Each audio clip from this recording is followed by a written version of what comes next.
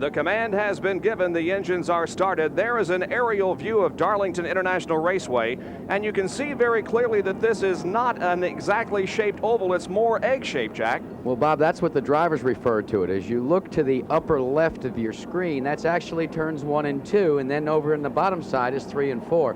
They're beginning to pull away, so we better get to row assignments right now. 40 cars ready to go, and here is the starting lineup for the TranSouth 500 on the pole with a new track record of 159.197 from Chemung, New York in the Levi Garrett Chevrolet. Jeff Bodine alongside in car number 25, Tim Richmond in the Folgers Coffee Chevrolet. Second row, Benny Parsons, car 55, the Copenhagen Oldsmobile, and Dale Earnhardt in number 3, Wrangler Jean Chevrolet. The third row, number 12, Budweiser Chevrolet with Neil Bonnet. Outside, Joe Ruttman in 26, the Quaker State Buick.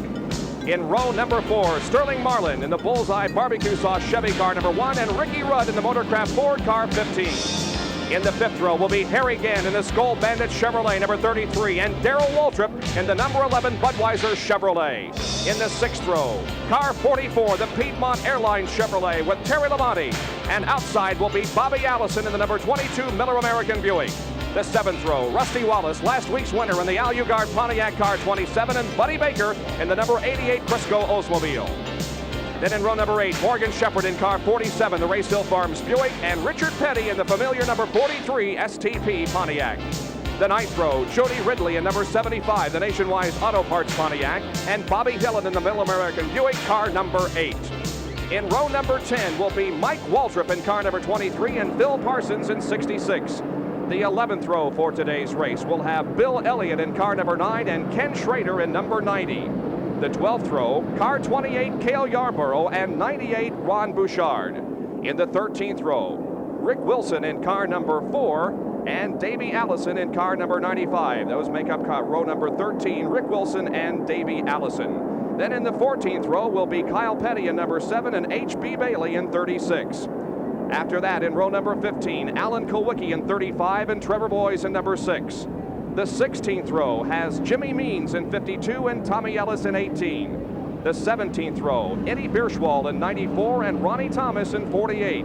The 18th row, Dave Marcus in 71 and Doug Hebron in 17. In row number 19, Connie Saylor in 64 and J.D. McDuffie in number 70. And in the 20th and final row, Bobby Waywack in 74 and Mark Stahl in car number 82.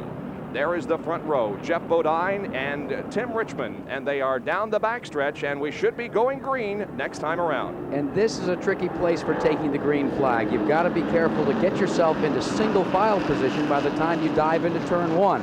So the outside row really looks for a spot being held by the inside row when they drop the green flag. So it's very tricky when they come out of 4 and look at Harold Kinder's green flag.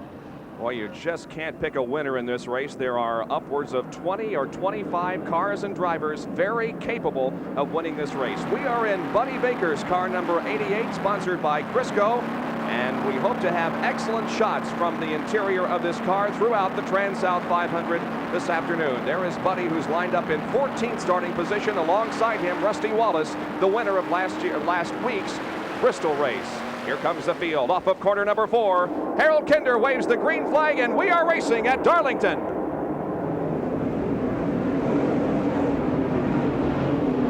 Jeff Bodine gets a terrible start. He's in trouble, Bob. He is dropping back on the field. Benny Parsons and several others are trapped behind him. Meanwhile, 2 cars in the wall, 2 on the high side in turn 2. One of them is Ron Bouchard, involved in a skirmish up there. The other one is the number 95 car of Davey Allison. Not serious wall contact, but there was some scraping of the wall, and you can see that Davey Allison's machine has been damaged, and the bodywork pushed against the right front tire, the left front, I should say. They race back to the yellow flag, and Tim Richmond edges out Dale Earnhardt for the lead, but just by a scant car length. I'm going to lead and speculate, Bob, that possibly the problem that befell Jeff Bodine, as we look at Davey Allison limping onto pit road, could have set off a chain reaction that resulted in the crash by Davey. Because as we said before, they have to come into that first turn and find a line, single file. So we'll take a look at the restart of this race and see if we can see where it telegraphs itself back to Davey Allison. Well, you'll remember that last week, Jeff Bodine also had a tough time at the beginning of the race. Now, watch the number 7 car, and let's see what happens there with Kyle Petty. See if we can see where he goes. He's further down back. There he dives to the inside, looking to get out of the way as the field on the inside is slowing down because they're all behind Bodine. That's telegraphing itself back, car by car by car, almost like you're on an interstate and you pull up to an accident where everybody's stopped. You just begin to deck them up. Well, here's Jeff Bodine pulling into the pit area, and also behind him comes Kyle Petty. Now the Levi Garrett crew, headed by Gary Nelson, is running to the Jeff Bodine car to push it into his pit area. Let's get out to Dick Berggren. Well, here comes Bodine in his pit. His crew is pushing him. At this point, they don't know what's wrong with the car, but it seems as if the engine has conked out on it at the moment. Gary Nelson now in. That's what they're doing. They're working on the electrical system of the car. Nelson changing over to the spare electrical system. Each of these cars has 2 electric systems in it. He is now moving to the backup system. It tried to fire. It just backfired up through the carburetor. Bodine in serious trouble. They moved a timing light in here now. This is definitely not the way to start the race. And Dick, remember yesterday in the late model sportsman race, they had a problem with the number 15 car from the Rick Hendrick stable, and it was electrical as well. Well, let's go to Benny Parsons. We have a radio in Benny's car, and we'll see how this problem with Jeff Bodine affected him. Benny, this is Bob up in the booth. You were kind of trapped there behind Jeff Bodine, who had a problem at the start. Bob, I didn't know what to do. I hated to pull out because the fellows on the outside were going so fast. I felt like if I pulled up in front of someone, they might hit me.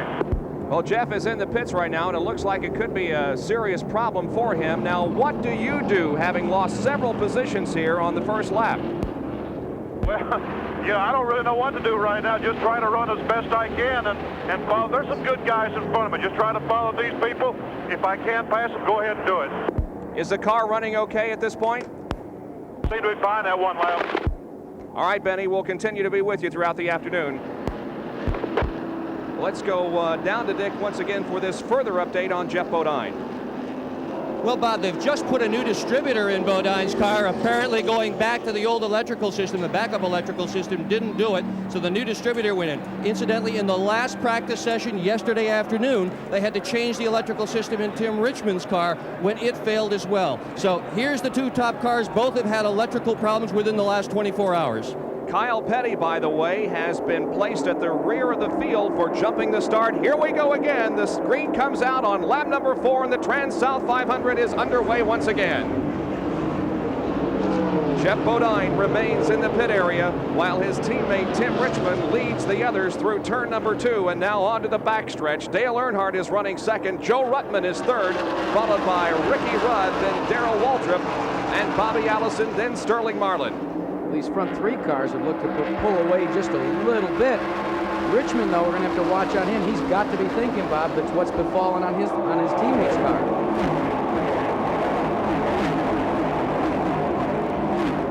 Richmond, Earnhardt, and Joe Ruttman have more or less separated themselves from the rest of the field. Now Joe Ruttman looking strong. Watching inside of Earnhardt, and Earnhardt squirrely coming off the second corner. Richmond is very, very loose. Earnhardt just took drastic action to try and avoid Richmond, but Richmond was very loose coming out of that corner. And he drops back 2 positions and may lose another one here. Joe Ruttman in car number 26 has moved into second spot. The lead now goes to Dale Earnhardt, and we'll replay what happened over in turn number 2. Now, watch Richmond. Richmond's tail will begin to bobble, and then Earnhardt makes a choice to try to go to the inside. It almost sets off another accident. So Earnhardt with the lead, and Joe Ruttman in second position. Joe with a second place finish this year at Richmond. But other than that, the car has just not held together for him. He's hoping for an excellent finish here this afternoon, and he's certainly one of those capable of making it number 12, different driver to visit victory lane. Richard Petty in car number 43, we understand, had a scrape of the wall. But Richard right now continuing to be at speed on the racetrack. He is in 12th position right now, and behind him is Harry Gant in car 33. You cannot run Darlington International Raceway without getting into the wall at least once or twice, and anybody, including a king like Richard Petty, will be quick to tell you that. But this early, that would cause concern for how the car's handling. And an interesting development as far as Richard Petty is concerned with his physical health. You recall he had an accident at Daytona in which he broke some ribs, and he has a special hookup in the cockpit today to more or less relax his neck. Well, yeah, it's something out of what I would say a Rube Goldberg handbook for head restraints. But Dick Bergeron can explain to us a little bit later about that. So 18 laps have been completed now. We have 367 that will make up this 500-mile race at Darlington, and we'll be back for more after these messages. Back at Darlington International Raceway in the TranSouth 500, the cars that started on the front row have had their problems. Jeff Bodine is behind the wall at this point, and Tim Richmond is also experiencing some handling problems, Jack. Now watch the tail wag on Richmond's car. Well, actually, we're a little too far into it, and it already had happened. But Earnhardt did the best he could to get down to the inside. And while we were away, Dick Bergeron reported that Harry Hyde told him that they had intentionally set the car up, Richmond's car, to be loose going in. It's just a little looser than they want it to be. And I'll tell you what, Bob, I have never heard of a crew chief setting a car up being loose going into a race at Darlington. Almost every driver will tell you they want a little bit of push in the car when they start the race. Joe Ruttman trailing Dale Earnhardt. Here's the shot from out the rear window of Buddy Baker's car. That's Benny Parsons trailing him. Some excellent shots from the in-car camera. This is 7th and 8th. Buddy is in 7th position, and Benny is in 8th spot in the number 55 Copenhagen car. And did you see the way Benny kept looking to the outside, pointing the nose over there, try to just check out and see if maybe he could get by Buddy, and then he thought better of it. Let's go down to Dick Bergeron in the pit area, who has Jeff Bodine. Dick? Well, I'm with Jeff Bodine, the disappointed pole sitter. Jeff, a tough break. The shortest day I think I've ever had in racing. It looks like we broke a camshaft. The distributor won't turn, the engine just quit running. He shifted into third gear and it just quit on the start. That's a tough break, but it's part of racing, Dick. I mean, these fellas work hard on these engines and do the best they can, and a camshaft braking is just a freak thing. We haven't seen any of that in a long while. Can they fix that, Jeff? No. They can fix it when they take the engine apart, but that's all. It's broke down inside the engine, so we're out for the day, but it's still been a heck of a year. We won Daytona, got a couple track records already, a lot of racing left. The Rick Hendrick team has got a lot to be proud of. Tim Richmond's still out there. Let's hope he has a good day. That's Jeff Bodine. He sat on the pole. He is out of it already. First car to drop out. You know, that's an interesting point, Bob. Whoever talked to Jeff Bodine since he won the Daytona 500, he says, my whole season has been made just by that one victory. I'm the Daytona 500 champion. You can see it in his attitude, even when he drops out of a race as early as he did here. Last week was not particularly good for Jeff either. He finished 24th, and today will have to be listed, I believe, as the 40th finisher, last place. There's Dale Earnhardt. You know, the times that a driver turns in the final practice session is always important, and last evening Dale Earnhardt was the fastest in practice. That may be an indication of things to come here this afternoon. Look how far back Tim Richmond has fallen. He's directly in front of Buddy Baker, our camera car, after starting on the outside pole, and if that doesn't mean that you've got your hands full, you're running back there in, what, 6th position? Let's see if we can see if the car begins to bobble at all as he comes through those corners. Now, on the backstretch, you see how they all try and line up single file, run as close to the wall as they can, and they hurtle down into that turn number 3 area. There you could see the car wag its tail as he went down through the corner. You know what Baker's thinking right now? How much room do I give him, because this guy could lose it at any moment. And by the same token, Benny Parsons, who is right behind Buddy, probably thinking the same thing. We're watching 6th place Tim Richmond, our in-car camera in Buddy Baker's car. He's 7th, and behind Buddy is the number 55 car of Benny Parsons. We've completed 19 laps here in the TranSouth 500, and the lead continues to be held by Dale Earnhardt, with Joe Ruttman running in 2nd spot. There's the line going into the 3rd corner, and you notice how the car just dives down from the straightaway into the turn and kind of goes low on the groove. He does, but he's really got his hands full, because when a car is loose, it'd be like you or I driving our car on ice or in a very rainy condition. The ends want to swap with each other, and you've got to turn that wheel, lock it down as hard as you can, and let it begin to slide, and then overcorrect and back it back up again. Now Baker says, I've had enough of this. I'm going to try to get around him. He runs out of space before he gets to turn 3, and he's got to watch the Folger's tail wag one more time. Now they go into corner number 4. Tim Richmond still holding on to that 6th spot with Buddy Baker right behind him. No change of position on this lap.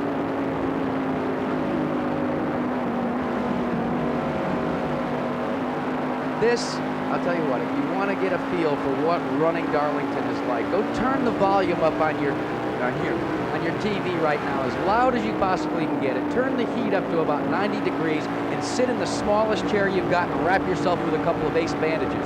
You'll get a feel for what it's like to be out in Darlington and sit there for 4.5 hours and don't move. Not exactly the most pleasant way to spend a Sunday afternoon, but that's how these guys do it. You can see they're lapping some slower traffic now, going high on the racetrack to pass the back markers.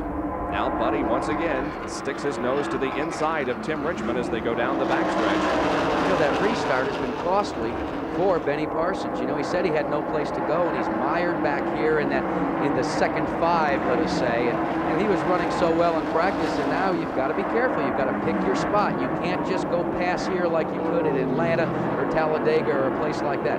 This is a tricky racetrack. It looks wide, but there's only one groove all the way around. It is a very wide racetrack, but you can see that most of the track is apron. The actual groove that they use here to run on is very, very small. Baker continuing to stalk Tim Richmond, and Benny Parsons is right behind Buddy Baker. Benny Parsons, who was with us in the broadcast booth yesterday, describing the action of the Grand National race here that was won by Darrell Waltrip, today in the cockpit of the Oldsmobile and currently running in 8th spot. The leader, Dale Earnhardt. Running 2nd is Joe Ruttman, and 3rd, Ricky Rudd. Back with more from Darlington, South Carolina. Bob Jenkins, Jack Arute, and Dick Berggren back at Darlington, South Carolina, where some Masters fans have gathered with us this afternoon. We'll keep an eye on the Masters Golf Tournament being held not too far away from here throughout the afternoon, and try to keep you abreast of what's going on there. From high above Darlington International Raceway, this view of what's going on, the green flag remains out, and Dale Earnhardt has opened up quite a lead over Joe Ruttman. So what else is new? It seems like every race we've been to, and there's your leader as he's going over some lap traffic. Dale Earnhardt has led and almost dominated somewhere along the line, but you know what, Bob? He's yet to win a race this year. He has finished 2nd at Atlanta. He was 8th at Rockingham and 3rd at Richmond, but has not visited victory lane so far this year. As we were telling you, Ricky Rudd in the Ford is running in 3rd spot. Then Darrell Waltrip is 4th, and Bobby Allison is 5th. Back in 6th, 7th, and 8th spot, Tim Richmond in the Vulture's car, then Buddy Baker, whom we are riding with, and then Benny Parsons running 8th. Buddy Baker in that car number 88 Crisco sponsored machine. Buddy not full-time on the Winston Cup trail anymore, and we asked him how he felt about that. Buddy, do you miss being a full-time driver on the Winston Cup circuit? Not really. I ran all the races last year, and right now we're getting our operation where we're competing in all the major speedway races, and I think we're gaining leaps and bounds right now over trying to just be there. We're trying to build winners now. Benny's still running 7th, but a change back of him, moving into 8th position, is the number 33 Skull Bandit of Harry Gant. Benny Parsons drops back to 9th position. See how the leader's beginning to work the race traffic. He's got to be very careful when we talk about a one-groove racetrack. You can only literally pass on the straightaways here. There's Darrell Waltrip and Bobby Allison. They're mired in a contest back there in the Battle of the Beers. 4th place is Waltrip, and 5th is Bobby Allison in the number 22 Miller American. You really have to pick your spots here to pass, and that's where race traffic becomes so critical, Bob. You saw with Buddy Baker when he was beginning to work around Tim Richmond, he had no place to go.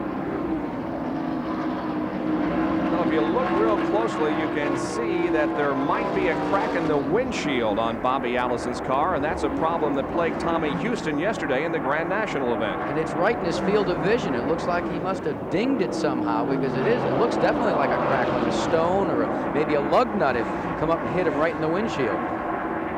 Darrell Waltrip won yesterday's Grand National race here at Darlington International Raceway in the division that used to be called Late Model Sportsman.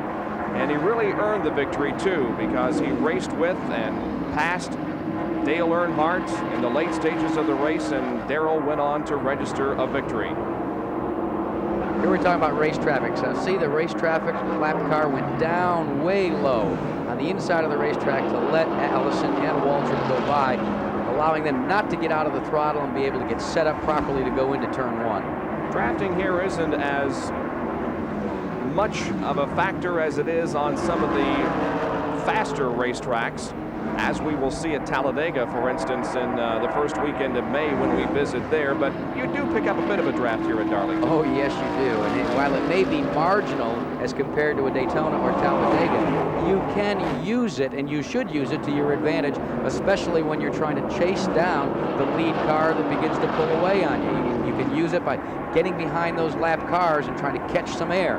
There's Dale Earnhardt looking to the inside of, it looked like the Friedlander car of Tommy Ellis, puts him a lap down. So there are 23 cars left on the lead lap. This is a torrid pace by Earnhardt so far, Bob. It certainly is. He has just pulled away from the rest of the field. He's opened up about a full straightaway advantage over second place Joe Ruttman. And these guys are continuing to run in order, although Harry Gant has moved up to 6th place now, ahead of Tim Richmond and also ahead of Buddy Baker. Now let's see how bad Richmond's car is. Has it gotten any worse than the last time we checked in from Buddy Baker's vantage point? Baker looks to the inside. He's alongside of him coming out of turn number 2. Down the backstretch, let's see if he can make the pass. Now he's got to get himself positioned. He does, ready to go back up. And Benny Parsons passed with him, got by Richmond, so they dropped Richmond back by 2 places. Before they get to the turn, they've got to get back to that high side. And they both did it. Obviously, Tim is still having problems with the handling of that car because he is dropping back on the field. Neil Bonnet is now running right behind Tim Richmond, and Tim drops back to 9th. Neil Bonnet is in 10th position. I'll tell you, I would really have to question the decision to set that car up, Richmond's car, with any degree of looseness going into this event, because it's obvious that while he was fast in qualifying, he's being very fast to the back of the pack here during the race. We talked about a possible crack in Bobby Allison's windshield. Dick Berggren, can you update us from the pit area? Yeah, I sure can, Bob. That's not a possible crack, it's a real-life crack. But it happened early in the race. A piece of debris came back and took a chunk out of it. The crew says they're really not worried about it because the crack isn't propagating. Now, you can run out here with a cracked windshield, and that's just what Bobby Allison intends to do. At the same time, though, in yesterday's Grand National race, there's a tremendous amount of air that comes back onto the windshield and could very possibly make that crack larger as the afternoon wears on. Well, there was a little bit of a difference between Allison's crack and Houston's crack. Remember when we reported it, Houston's crack was actually a hole. A piece penetrated the windshield, and with that hole, we had the problem that it began to, as he said, penetrate and propagate all over the windshield. With Bobby's, as long as they don't get a minor hole in it that'll cause the air to suck inside the cockpit, he should be able to go the distance without any problem. For those of you wondering, the guy who won both races here at Darlington last year, Bill Elliott, in the number 9 Coors Ford, is running in 20th position. The leader, Dale Earnhardt, and we will be right back. The TranSouth 500 underway from Darlington International Raceway. Here's what's happened so far. Jeff Bodine, the pole sitter, had a problem right at the drop of the green flag, is already out of the race. The leader is Dale Earnhardt. Second place belongs to Joe Ruttman, and this man, Ricky Rudd, is running 3rd in a Ford. Now, as we indicated earlier in the program, his is really the only Ford that has shown any speed here this weekend. And he showed some strength last week at Bristol, and you know, both times they had a problem. Whoa, we've got a problem. It's Bobby Hill and his spun in the middle of turns 3 and 4. Everybody's streaking by. You can see the skid marks coming down onto the apron for young Bobby Hill in the Stabola entry. It is resting on the apron of the racetrack.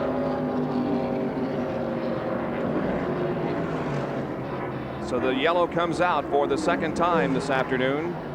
Here is Cale Yarborough in car number 28, who started this race down in the 23rd position, qualifying about 6 miles an hour off the pole setting speed. And he was none too happy. And when we alluded to the air dams on the front of those cars on the Fords, we'll talk about that a little bit later, but he's part of that story along with Rudd. What I was going to say, about Ricky Rudd is Bud Moore, again, is not here today.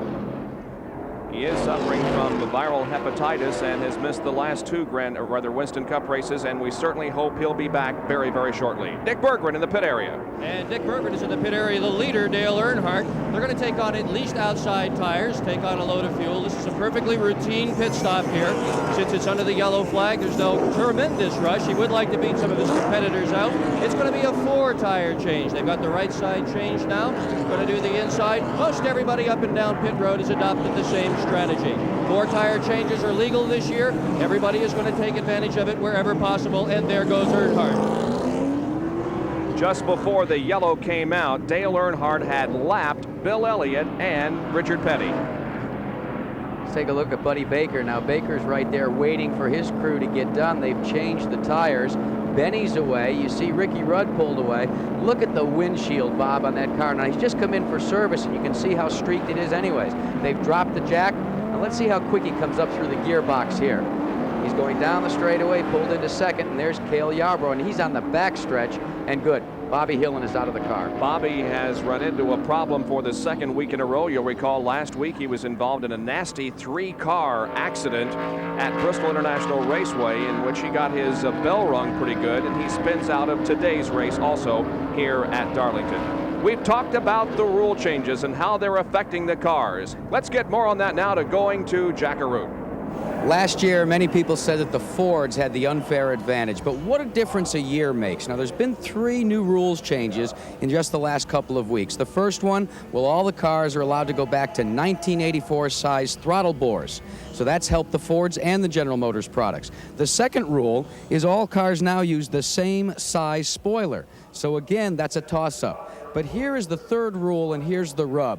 Look at this window on the Chevrolets for 1986. See how acute and slanting it is? Well, let's compare that to the Ford Thunderbird over here behind me of Ricky Rudd's. When you take a look at its rear window, you notice that it's an awful lot like last year. In fact, it is the same. It doesn't have as acute an angle, so the air doesn't flow as quickly and hard over it. Therefore, not as much downforce. Now, here's where the third NASCAR rule comes into play, and maybe why the Fords are not as competitive as they'd like to be here at Darlington. The use of these front air dams is now allowed on all makes of cars. It doesn't seem to hurt the Chevrolet too much because the front air dam creates so much downforce, but it seems to hurt the Fords. Why? Well, they don't have as much downforce created by the back window. Remember the window on the Chevrolet? It really stuck the rear end of the car to the ground. So it was commensurate with the front. Here in the Fords, when the drivers take the car into the corner, the nose really grips the ground, lifts the rear end off the racetrack, and they report that the car is very loose. That could be the reason why most of the Ford products failed to qualify in the top 20. The only one that did, Ricky Rudd. He starts 7th. Bob, let me update you on that, too. This car, Cale Yarborough, has elected to go and start this race without that front air dam. They've gone to the 85 nose, and let's check in with Cale and see what he thinks. Cale, how is that new nose, the 85 nose, working on the car? Is it any better than what you had when you first came here? Well, the car's not handling like I'd like for it to, Jackie. I think it's working a little bit better than the air dam we had on the car when we came, but we still got a long ways to go. We're going to have to work with it every pit stop. Knowing that you've got to work and adjust on the car in every pit stop, are you hoping for a number of cautions? Well, yeah, I need a lot of cautions today because I'm going to need a lot of adjustments. Well, good luck to you, and we'll stay on top of all the adjustments on that Hardee's machine.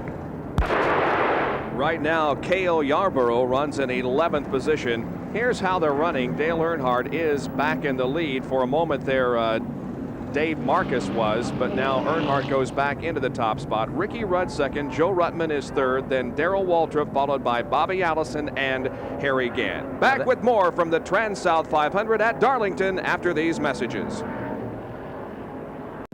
Well, when competitors come in and change tires, not only are they putting fresh rubber on, but they're also adjusting the suspension. And today we're going to follow with Andy Petrie, who is the suspension rubber expert for Benny Parsons, exactly what they do when they come in and make these pit stops. What, Andy, did you do on this pit stop to Benny's car, and how can we expect to see it run now? Well, Benny said the car was loose in its last round of green flag, and we put a 5/8 stagger set of tires on from 1 inch, and that should tighten the car up. What that basically means is that the left rear tire's difference in circumferential size when compared to the right is less. The left and right rear tires are about the same size. Benny's going to be able to tell them what's going to happen very shortly when the green flag drops. They hope they've gone in the right direction, and they hope they get rid of the car being loose. So changes being made on the Benny Parsons car to hopefully get it handling better. There's Benny as the field moves down the backstretch now. The field still under caution because of the incident involving Bobby Hillen, who is okay. The car has been taken off of the racetrack, and we should be going green now within a few laps. We have 17 cars on the lead lap. However, a couple of cars who have been lapped include Bill Elliott and Richard Petty. And it looks, Bob, like they're getting start, going one to go, so we'll be getting a start very shortly. And what an unusual scene to see Dale Earnhardt on the outside where the fastest cars are, and see a guy like Bill Elliott on the inside already a lap down. There are the Winston Cup point standings going into this event. Darrell Waltrip in the lead with 825, followed by Terry Labonte, then Dale Earnhardt, Rusty Wallace, and Bill Elliott. And the second five include Jeff Bodine, Kyle Petty, Harry Gant, Tim Richmond, and Richard Petty. And everybody better watch out for Waltrip. If he begins to score that many points this early in the season, it could be another Winston Cup championship for that team out of Engle Hollow. And Dale has certainly changed his philosophy about racing. He says now it's more beneficial as far as winning the Winston Cup is concerned to be consistent rather than actually going for the win of a particular event. Ironic front row, isn't it? A lap down, Bill Elliott. What a difference a year makes. We are ready to go green once again. The pace car is off the track, and Earnhardt picks up the pace. Now, both Elliott and Petty will attempt to get ahead of Earnhardt, and then if the yellow comes out again, they can make up the lap, but boy, Dale just blasts away from the rest of the field as the field goes into turn number one. One more time, they take that single file line down through as they hurtle down the backstretch. It's still Earnhardt beginning to pull away now by about 6-7 car lengths as he goes into turn four. And Elliott has fallen into third place there in line, but remember, he is a lap down. The Ford of Ricky Rudd seems to be working very well at this point, as Ricky is in second position now and not letting Dale get all that far ahead. It's still early in the race. You've got to let things shake down. I think Ricky Rudd is driving a very, very good race. One would have to question Dale Earnhardt's strategy just because of past experience over the last 5 events where he's run strong early and then wasn't around or wasn't in contention for the win except one time by the time they got ready to drop the white and the checkered flags. I want to update you on Bobby Hillen. He is fine, no problems whatsoever after that incident up in turn number 3 just a few laps ago, but Bobby Hillen is out of today's TranSouth 500. At the tail end of this picture, you'll see a green car. Now that's Joe Ruttman, the Quaker State Special. Ruttman running in third, and that's a strong run for Joe. You know, he is yet to win a Winston Cup victory. He's been flushed with a little bit more hope after the win by Rusty Wallace last week. And of course, this car is owned by Kenny Bernstein, one of the nation's very, very best drag racers. Kenny deciding to become involved in ownership in Winston Cup competition. And believe me, Kenny is putting a lot of money and a lot of time into making Joe Ruttman's ride successful for him. Do you know how Kenny Bernstein got involved? He went to Daytona Beach, Florida a couple of years ago, and he talked Dick Bear into letting him take a stock car around and just try it in practice when they were getting ready for the Daytona 500. Kenny scared himself so bad, he said, I think I'm going to become a car owner instead of a driver on the Winston Cup Brigade. Well, I'm not so sure that I would want to go as fast as a drag racer goes in a quarter of a mile. That in itself is a little dangerous, I would think. You mean those squirt racers? There is Earnhardt, the leader of the race, now with about a 5, 6, maybe 7 car length advantage on Ricky Rudd. There is Rudd in second in the Motorcraft Ford. Meanwhile, we go back in the pack and pick up on some action. Morgan Shepherd's Morgan car. Shepherd, yeah, who's running in 14th. Right ahead of him is Rusty Wallace, last week's winner, and Jody Ridley also involved. This is 12th, 13th, and 14th position. There's a good example. Now there's Cale ducking to the inside, trying to get around the Friedlander car with Tommy Ellis on board. Wow, that was a close one. Very, very close. Forced high on the racetrack, and Jody Ridley also passing him. Now, that is 11th position. Cale Yarborough in 11th. And in cases of Darlington etiquette for our viewers, that was a pass that was done by Cale Yarborough. And actually, if you had to place the blame on someone there, and there goes Wallace to go around him, you would have had to place the blame on Tommy Ellis. He should have given way because Yarborough was up above. Now, look at 3 cars. That's our camera car in the back there. That's Buddy Baker, still glued to the rear bumper of Tim Richmond, trying to work that race traffic. Here's the Captain Cody's car of Rick Wilson. And Morgan Shepherd passing Tommy Ellis. They go down the backstretch in single file formation now. You're seeing Shepherd at the head of the pack. Ellis looking to the inside. There is Richmond. Directly behind Richmond is the Captain Cody's car, we said, of Rick Wilson, and behind him is Buddy Baker. Morgan Shepherd, who won the Atlanta Winston Cup race earlier this year in this car. Last week he did not run in this car. So this is his first time out in it since he did win the Winston Cup event. And right now he's running back in 14th position.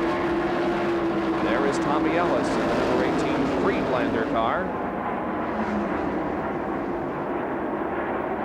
Down the straightaway once again with 60 laps now being completed. There is one of this year's winners, Terry Labonte in the Piedmont Airlines Oldsmobile. And behind him is Rick Wilson, a driver from Bartow, Florida, who is doing double duty here this weekend and finished in the top 5 in yesterday's Grand National race. Rick Wilson in car number 4. You know, one of the tutors of Rick Wilson in the early days was a guy by the name of A.J. Foyt. Wilson was involved with Dick Hutcherson, who also was involved quite heavily on the stock car side with Foyt, and used to come to a lot of races as Foyt's sidekick. Eventually, he landed that ride with Morgan McClure. It was vacated by Joe Ruttman after they lost the Folger sponsorship. And they all say, Morgan McClure's team all say that they're very happy with Rick Wilson. And Terry Labonte, well, he's running strong. He's already won one of the races this year at Rockingham. And, you know, there you can see from the in-car camera, we're taking a look at Bobby Allison's rear deck lid as Buddy Baker gets jostled about. Look how quick the stripes go by. You really get a speed sensation. Moving at well over 150 miles an hour at this point on the racetrack, braking for the corners, but going well over 150 miles an hour on the straightaways. Now this car right behind Buddy Baker, that's Sterling Marlin, and there you can see the smoke. We were getting reports that there was smoke coming from the engine compartment or out of the exhaust from that bullseye car, and it looks as if, at least from the in-car camera, as it is indeed the fact. And that would be a tough break for that Haas-Ellington team because they're very high on Sterling. Sterling's done quite well qualifying everywhere. You can see the smoke again. Not sure, though, whether it's tire smoke or engine smoke. Well, I've been noticing that throughout the race, and it appeared to be tire smoke to me, and we'll keep our eye on it. Right now, Sterling Marlin is running in 8th position. So he's doing well in that car, and I don't think there's any indication that there is something seriously wrong with the engine of that machine. TranSouth 500 from Darlington International Raceway for you this afternoon on ESPN Live. 64 laps have been completed. The leader is Dale Earnhardt. We'll be back with more in just a moment. Dale Earnhardt leading the TranSouth 500 at Darlington International Raceway. There he is in corner number 3. His advantage over Ricky Rudd about 2 seconds right now. But Ricky Rudd's going to have his hands full momentarily because directly behind Rudd is Joe Ruttman, and behind Ruttman is the 33 car, Harry Gant. Gant is really on the move. He's been working his way up through traffic, and he's going to challenge for that 2nd and 3rd position shortly. That's Bill Elliott running right behind Ricky Rudd, but Elliott has lost a lap already here in the first 67 of this event. So it appears as if Bill Elliott's threat to make it 3 in a row here in Darlington have already gone away. There's a safe margin there for 2nd position. The 2 green cars, however, that'll be a contest for a spot, and that, of course, is actually Ruttman and Harry Gant. Earnhardt is really driving an incredibly smooth race, Bob. He's been working through traffic. He's been up on the high side of the racetrack, down on the low side, and it looks as if things are going quite nicely for the Wrangler machine. He just put a lap on the number 82 car of Mark Stahl from San Diego, California. One of the drivers from the West Coast that have joined Winston Cup competition here in 1986. Now putting a lap on the number 64 car, which is being driven this weekend by Connie Saylor. It's hard to believe that they've announced, Elmo Langley has announced that he's going to sell his entire operation after the Winston 500. But there's Gant. Now there's the battle we're talking about for that third spot. Gant looks to the inside, tries to get up alongside of Ruttman. And he got it. Yes, he does. Into third place goes Harry Gant from Taylorsville, North Carolina, the 46-year-old driver, with Hal Needham and Burt Reynolds owning this car, and Harry is definitely on the move. Now, right ahead of him is the lap car of Bill Elliott. His concern is to get around Elliott and then set his sights on second place Ricky Rudd. And getting around Elliott is going to be no easy task. Elliott knows that he's there. Rudd knows that Elliott's there. He's going to work the race traffic, Rudd that is, to his advantage to try and use number 9, Bill Elliott, as a moving pick to keep Harry Gant at bay. Picking up perhaps a little bit of a draft there on the backstretch.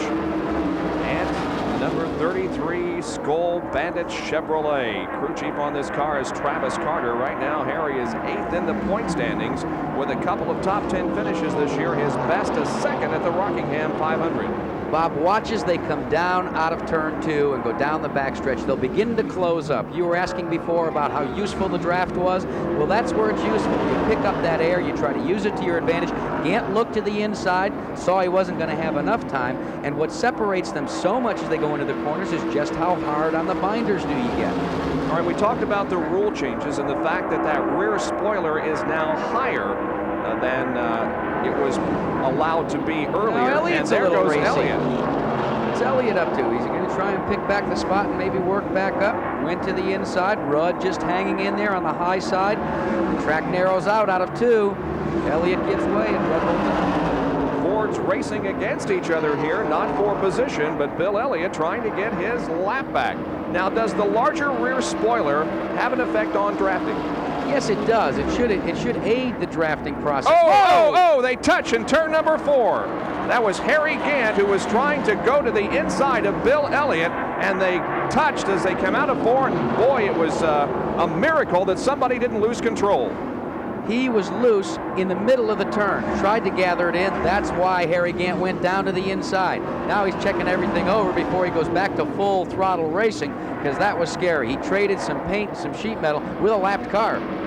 Now Harry's concern is keeping third position because Joe Ruttman was behind Gant and Elliott as they touch there in turn number 4, and Ruttman now is right up on Harry Gant's bumper. Bob, it takes a couple of laps for you to be sure that maybe you haven't rubbed a fender down to cut a tire or something like that. Once you know. Now watch this. He's on the inside. Harry Gant trying to hold on, has already lost control, frammed up again. Oh, look at that. Just absolutely just laid right into Bill Elliott, but a good job by Joe Ruttman. Absolutely. He was right there on the bumper of Harry Gant, but did a fine job of avoiding the problems. Gant was almost totally sideways there in the 4th turn, where we saw a lot of accidents yesterday in the Grand National race, and somehow managed to keep control and gather it in. Well, you can look, the lines change though on Harry Gant. Gant's got his hands full. He's going to have to hold Ruttman off in a different way than he was before because he's going way high in the corners. Ruttman's going to sense that, and he's going to try and go way low and get the position. Well, if you're as old as I am, you can remember when green was bad luck in auto racing, but I guess these two cars here battling for position out there, an indication that that certainly is not true anymore. That went away when they started paying off in greenbacks, in money. They said no problem with green as long as you wanted to pay. Our 2858 update on the air for you right now indicates that earlier this morning in Spain, Ayrton Senna was the winner of the Spanish Grand Prix, and what a tremendous race that was as he beat Nigel Mansell at the line by 1/100th of a second. Mansell just stood on the accelerator and closed in on Senna in the final laps and almost pulled off the victory, but Ayrton records victory number 1 in 1986. Bob, here at Darlington, this is a heck of a battle for position down here in that position of 3rd and 4th. I keep watching the 33 of Harry Gant. He goes so high up against the wall in both corners, and Ruttman just tries to reel him in inch by inch by inch. He's going to get by him eventually, maybe in about 7 to 10 laps. Now here comes Harry closing in on The number 9 car of Bill Elliott once again, as the leaders are on the high side of the racetrack and the slower traffic on the low side. Well, let's go down to Dick Bergman in the pit area, who is with Travis Carter, the Harry Gant crew. Well, Travis, what did that incident do to your car? How does it running? I think it's going pretty good. We just got a little tight situation up there trying to get by Bill and trying to chase Dale down, but I think we might have to just sit and wait a little while and hopefully beat some of these guys out of the pit. Some of these guys are pretty strong and it's hard to get by them, and the track's a little slick right now. I think it's going to improve later on, and that's what we're trying to get ourselves in position, hopefully to be better late in the race. That's Travis Carter. He's Harry Gant's crew chief. And once again, he is running in 3rd position. Gant is running 3rd. Lutman is 4th. Bill Elliott not on the lead lap. Ahead of Harry Gant is the 2nd place car of Ricky Rudd. And Buddy Baker, with our in-car camera, passes Richard Petty, and Buddy Baker is in 7th spot. There you see the Neil Bonnet machine also directly behind Richard Petty's. Taking a look at him, you remember last week he just took one whale of a wallop up at Bristol. That was an unbelievable situation because Neil Bonnet had jumped off into the lead of that Valleydale 500 at Bristol International Raceway in his Budweiser-sponsored car number 12, and he was looking so strong, actually pulling away from the rest of the field, when all of a sudden the car goes to the right and directly into the retaining wall. We asked Neil about that incident. Well, Neil, you had your bell rung pretty good last week at Bristol. Is everything okay? Well, I spent Monday and Tuesday trying to recoup. I've had a lot of wrecks at a lot of different racetracks at 200 mile an hour and everything, but I don't know why that particular wreck last week hurt me more physically than any wreck I ever had. But on about Wednesday, I got feeling better. Thursday, I felt a little bit better, so I'm going to be in good shape for the race, I hope. That's Neil Bonnet, and right now he's in 8th position. The lead continues to be held by Dale Earnhardt. There he is. It's been his race since the drop of the green flag, when Jeff Bodine, the pole sitter, had trouble, and then Tim Richmond experienced handling problems. Earnhardt went in the lead, is still in the lead, and we'll be back after these messages. ESPN's Auto Racing 86 fans next weekend will be with us for the First Union Bank 400. That's at North Wilkesboro, North Carolina. A half-mile racetrack, a lot different type of racing that we're seeing here today, but certainly a track that always has a lot of interesting racing. That's next Sunday. We'll be on the air live at 1 o'clock Eastern Time, the First Union Bank 400 from North Wilkesboro, North Carolina. Let's get an update from the pit area. We go once again to Dick Bergman. Well, I'm in Benny Parsons' pit right now. The last time Benny came in, he changed rear tires and tightened up the stagger a little bit. That helped the car. They say it's running quite a bit better. He's got 30 tires to choose from for the next stop, and the crew says they're not going to change anything in relation to tire size. Next time in, Benny Parsons' crew is going to adjust the chassis. It just goes to prove man does not live by tire stagger alone.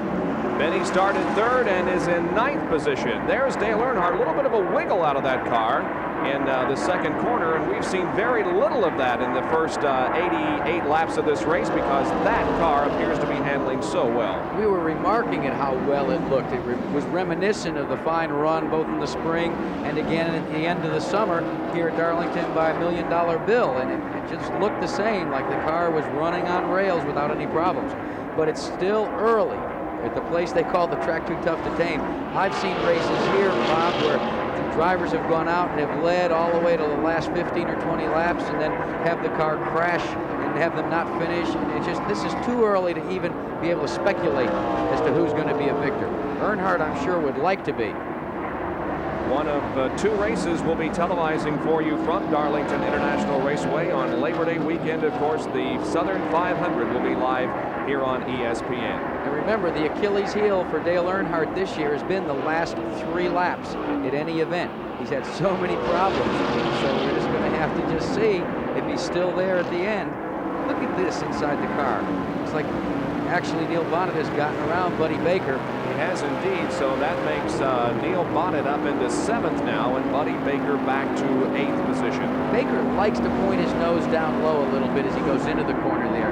There's that battle still being raging. They do get around Bill Elliott, though. Both Harry Gant and Joe Ruttman have passed Bill Elliott, and so now we have second, third, and fourth running right together, nose to tail on the track. A classic display of how tough it is to get around a lapped car. You see, they got around Elliott, and they closed right up on the rear deck lid of Ricky Rudd. Rudd still trying to use that traffic to his advantage, trying to pick and choose. He's going to go around Elmo Langley, 64, driven by Connie Saylor.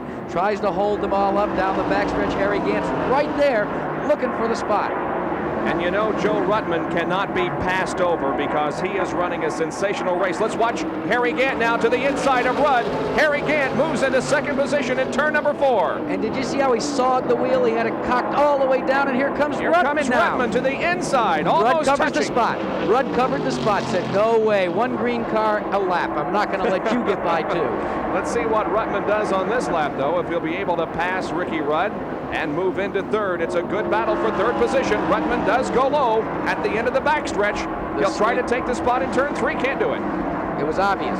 The way to know whether he's going to be able to make the pass or not is if he isn't up alongside midway down the backstretch, he's got to wait for the front stretch. Let's see if he looks to the inside again. Ruttman says, no, I'm going to take a bead on him here. I come across the start-finish stripe. I'm going to check out what his car's doing before I take a run on him again. You know, Joe Ruttman here in the early stages of this race reminds me a lot of Rusty Wallace's race last week, qualifying not all that well, although... the pass again down the backstretch. Let's see if he can make it down the chute. Yes, he does. Ruttman is looking good, is reminiscent. So Ruttman started 6th and has moved into 3rd position. Rudd is back to 4th, and the interval between 1st and 2nd now, Dale Earnhardt and Harry Gant, is 5.5 seconds. But look at how far Harry Gant has pulled out. He's pulled beyond Rudd and Ruttman. He's just beginning to close in. Could it be that maybe he was being held up just because of the handling characteristics of the other cars? There's Ruttman, but he is nowhere near Rudd. We can look at the separation here in the long shot. There you can see he's beginning to close on that front position. He is indeed. We said it was 5.5 seconds. We'll keep an eye on it every lap to see if indeed Harry Gant is closing in on Dale Earnhardt. This time it's 5.1 seconds, so he knocked off almost a half second. That's that last lap. There is second place Harry Gant, and we pan forward now and pick up the leader Dale Earnhardt. There he is in corner number 4. So it's a nice advantage for Earnhardt, but Gant is definitely moving in. And again, I keep harping on traffic, but with race traffic, as we see Ron Bouchard working on the backstretch, yeah, look at that gas man. Boy, that's old Jesse. He's big enough to lift the car up, let alone both gas cans. You know, there's a team that's been bereft with controversy, Bob, over the last couple of weeks. There is no happiness in the number 98 camp, and there could be some problems down the road. Ron Bouchard being rumored to being desirous of getting out of his contract, and you just have to wait and see.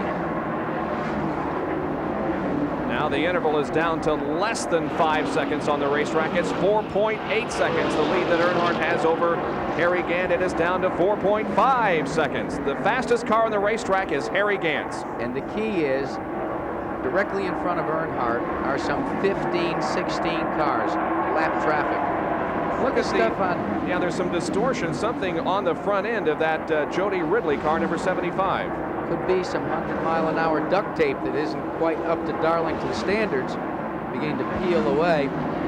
Actually, yes, it will make him overheat if they don't get it off, because it looks like it may be some screening that he's picked up. He's going to come onto pit road and get it torn off. Jody Ridley in the Raymock team entry. Unfortunate for them, especially with a Pontiac, because there isn't that much open air in the front grill area of a Pontiac. They pull it away. Was it a plastic bag? It looked like a garbage bag. It really did. That's probably made its way from the grandstand onto the racetrack and has caused Jody Ridley to come in for a stop. Prematurely, he was running 16th because he has to come in and get that away from the radiator. They also choose to change the tires on the car on both sides, it appears. They've got the right side changed. Now the crew goes over and begins to work on the left side of the car. On the racetrack, it is Buddy Baker still chasing Neil Bonnet out there, and they are running in 7th and 8th spot. It's a good run for Buddy Baker, you know, with his limited limited schedule, he's had some problems, but it seems as if the Oldsmobile is to his liking this year. And they've worked very hard to get it up to snuff. And he loves Darlington. He gets so pumped up about this place. He says this is the race that he practices for, and then he goes down to it for the Southern 500, and that's the one he really wants. You see how he works the wheel, and if you look just above his wrist, there's the tachometer on the car. And now he comes down the straightaway, and he begins to cock it around, gets around the car. Now watch as he gets set back up for the corner. He's got to saw that wheel all the way down, keep the car down. So you've got your hands full, especially when you're strapping 6'4" like Buddy Baker to wheel one here.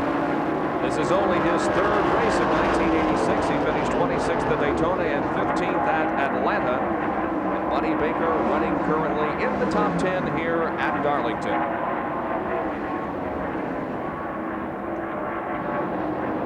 The interval between first and second, now about 4 seconds. As Dale Earnhardt continues to hold off Harry Gant's challenge. Take a look at the RPM being turned by the racing engine. Wow, we're up to 7,000 right now, moving up to 7,500 RPM. Do you know what would happen to your car if you turned it at 7,500 RPM? It redlines, I believe, at about 3,000. Yeah, you usually run them 3,500, maybe 4,000 at the outside, but boy, you're talking a lot of RPMs at 7,500. And to do it for 500 miles and continuously for 4.5 hours, that's a good testimony to how tough these racing engines are. 367 laps make up this TranSouth 500. It's a 1.366 mile race course, and right now we have completed 103 laps. There is Neil Bonnet once again, who's running in 7th spot. In the Junior Johnson stable, his teammate Darrell Waltrip is currently in 5th place. 4th is Rudd, 3rd is Joe Ruttman, 2nd is Harry Gant, and the lead continues to be held by Dale Earnhardt.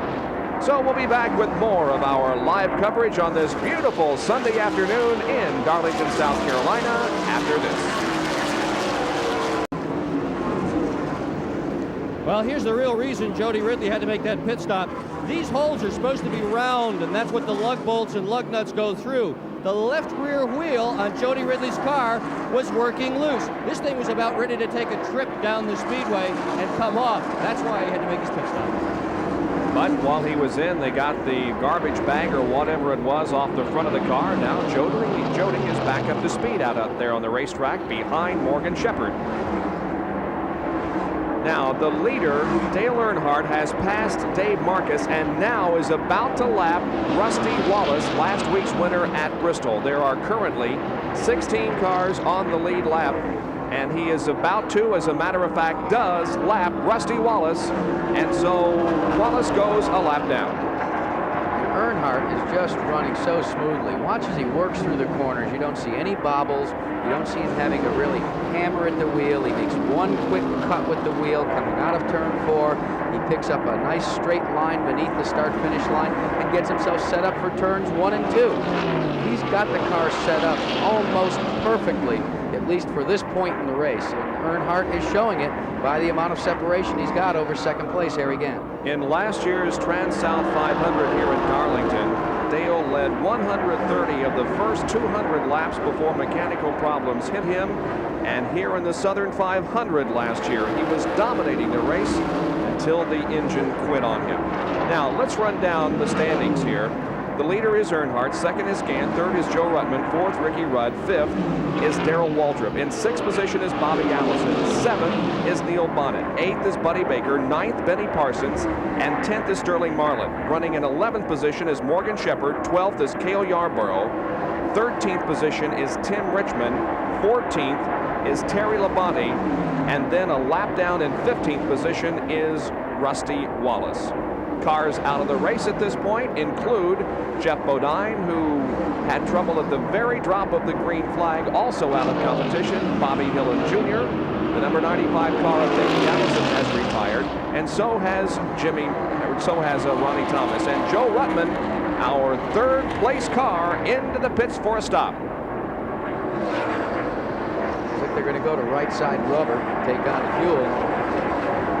See if any of the tires are flat there. Is this a routine stop, or isn't it a little early for that? This would have to be pretty close to a routine stop. Could be a little early. 111 laps have been completed. Good stop for Joe Ruttman. He goes back out onto the racetrack. But it's a stop under green, and so Joe Ruttman will, at this point, be down 1 lap.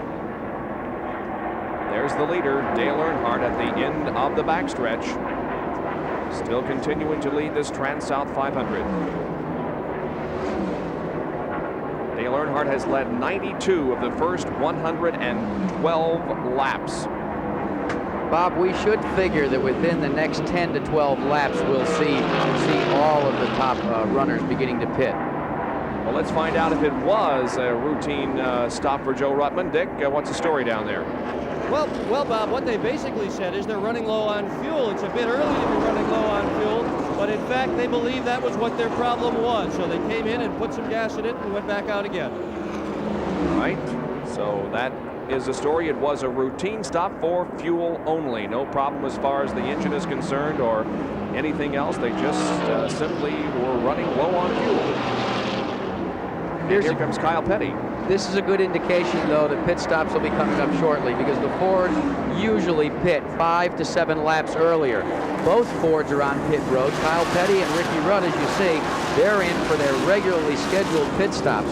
So as I said, before 75 laps have been completed, we should see the entire field taking on fuel and tires. Rudd's down and away. And ahead of him, Kyle Petty goes out of the pit area. Behind all of this, Rusty Wallace comes in for a stop, and he, of course, has just been put down a lap.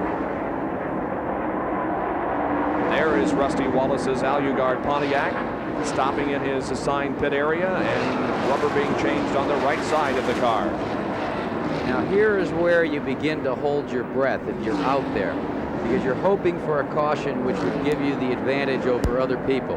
But if you're running out of fuel, you've got to come down here into the pits, you've got to take it on and hope everybody else has to do likewise. There's your leader pulling onto the pits for his service. The Richard Childress team goes to work. They'll go for outside rubber and a full 22 gallons of fuel on the Chevrolet.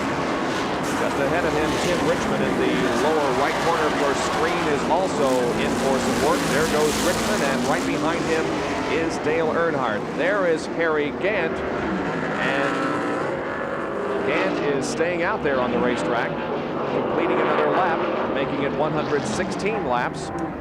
And Gant is in corner number 1, and Earnhardt is picking up speed in the second corner. And Dale stays on the lead lap, but just barely. But they've narrowed the margin down.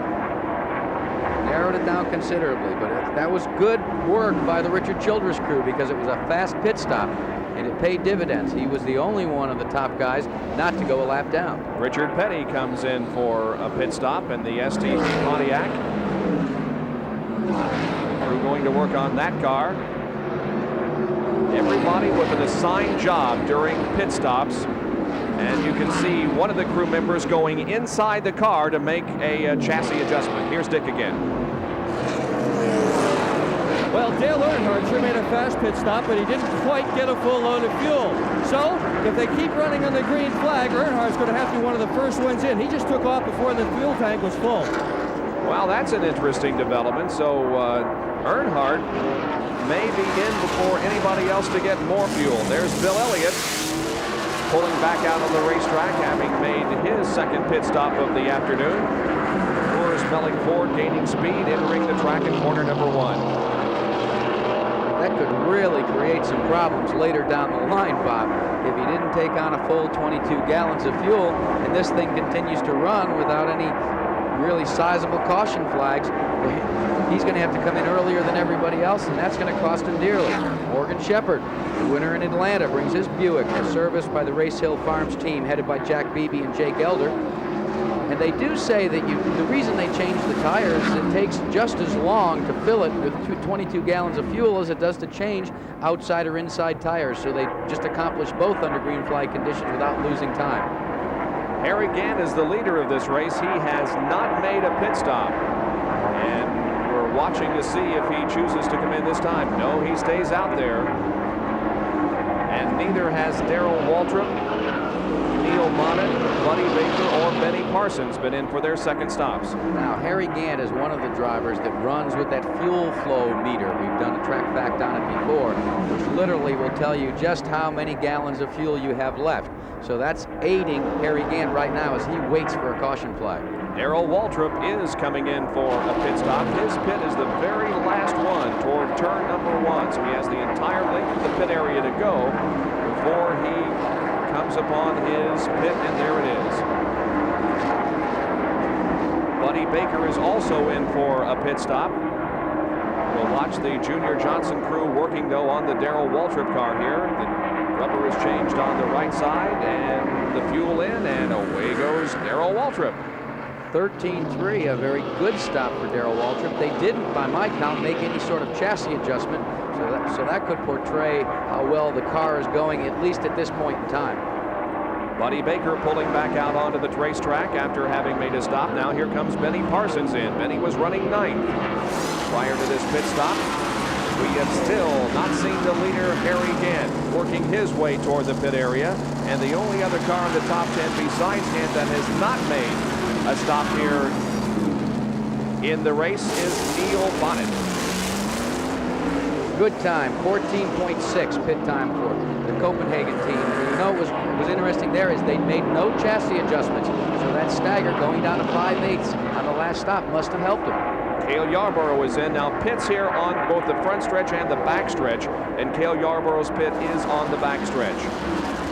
There he goes, back out in contention. Harry Gant remains on the track.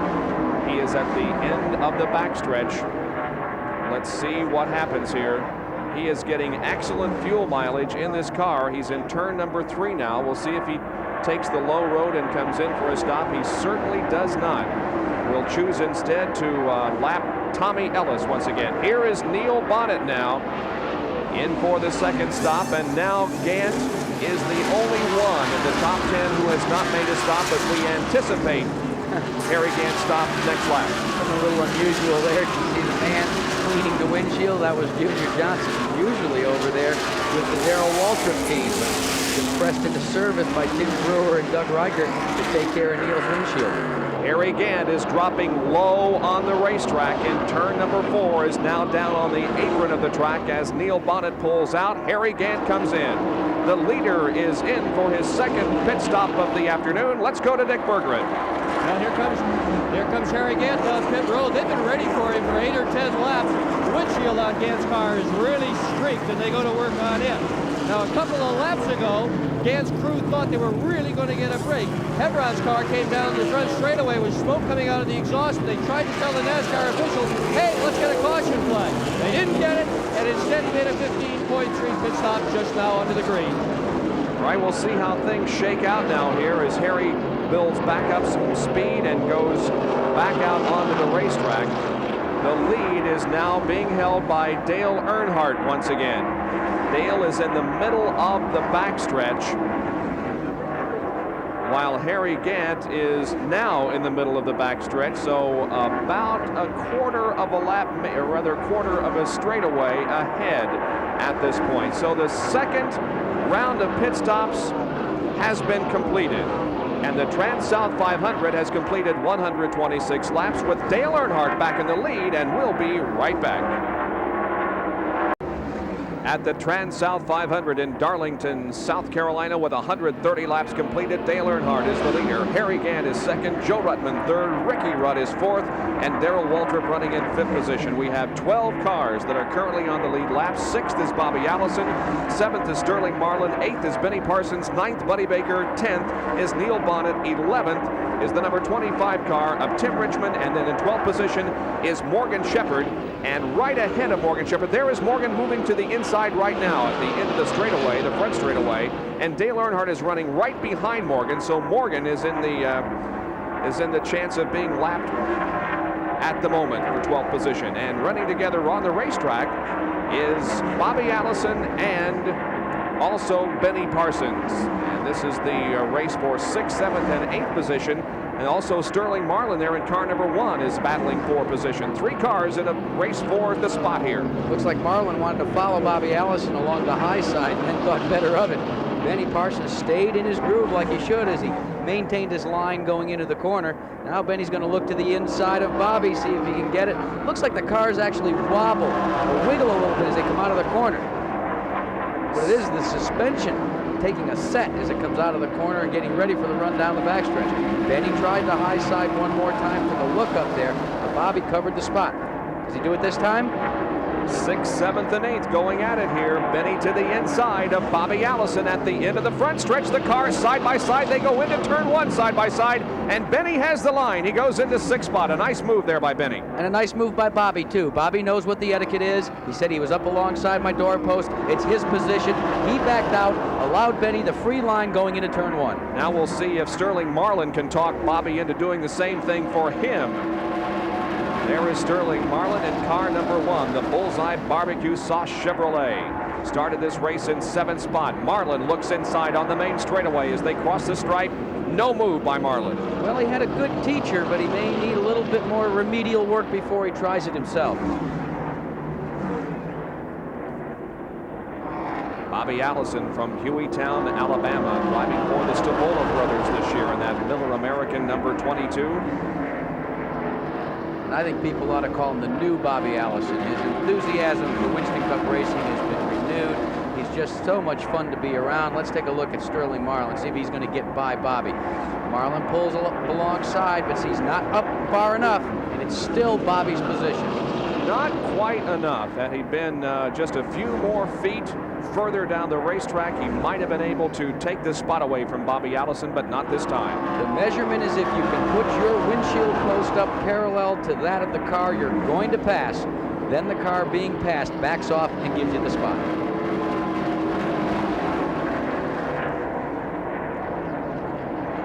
.135 laps have been completed out of 367 that will make up the TranSouth 500 next week on the short track at North Wilkesboro, North Carolina for a 400 lap event there. We hope you'll be with us. We hope we have as great a weather as we have had here at Darlington all weekend long. There was a threat of rain, at least there was on Friday, but when we woke up this morning, skies were clear and the sun is shining brightly here with a temperature in the upper 70s. Irony to the Sterling Marlin ride with Hoss Ellington. You know who used to drive for Hoss Ellington, Bob, before a long time ago?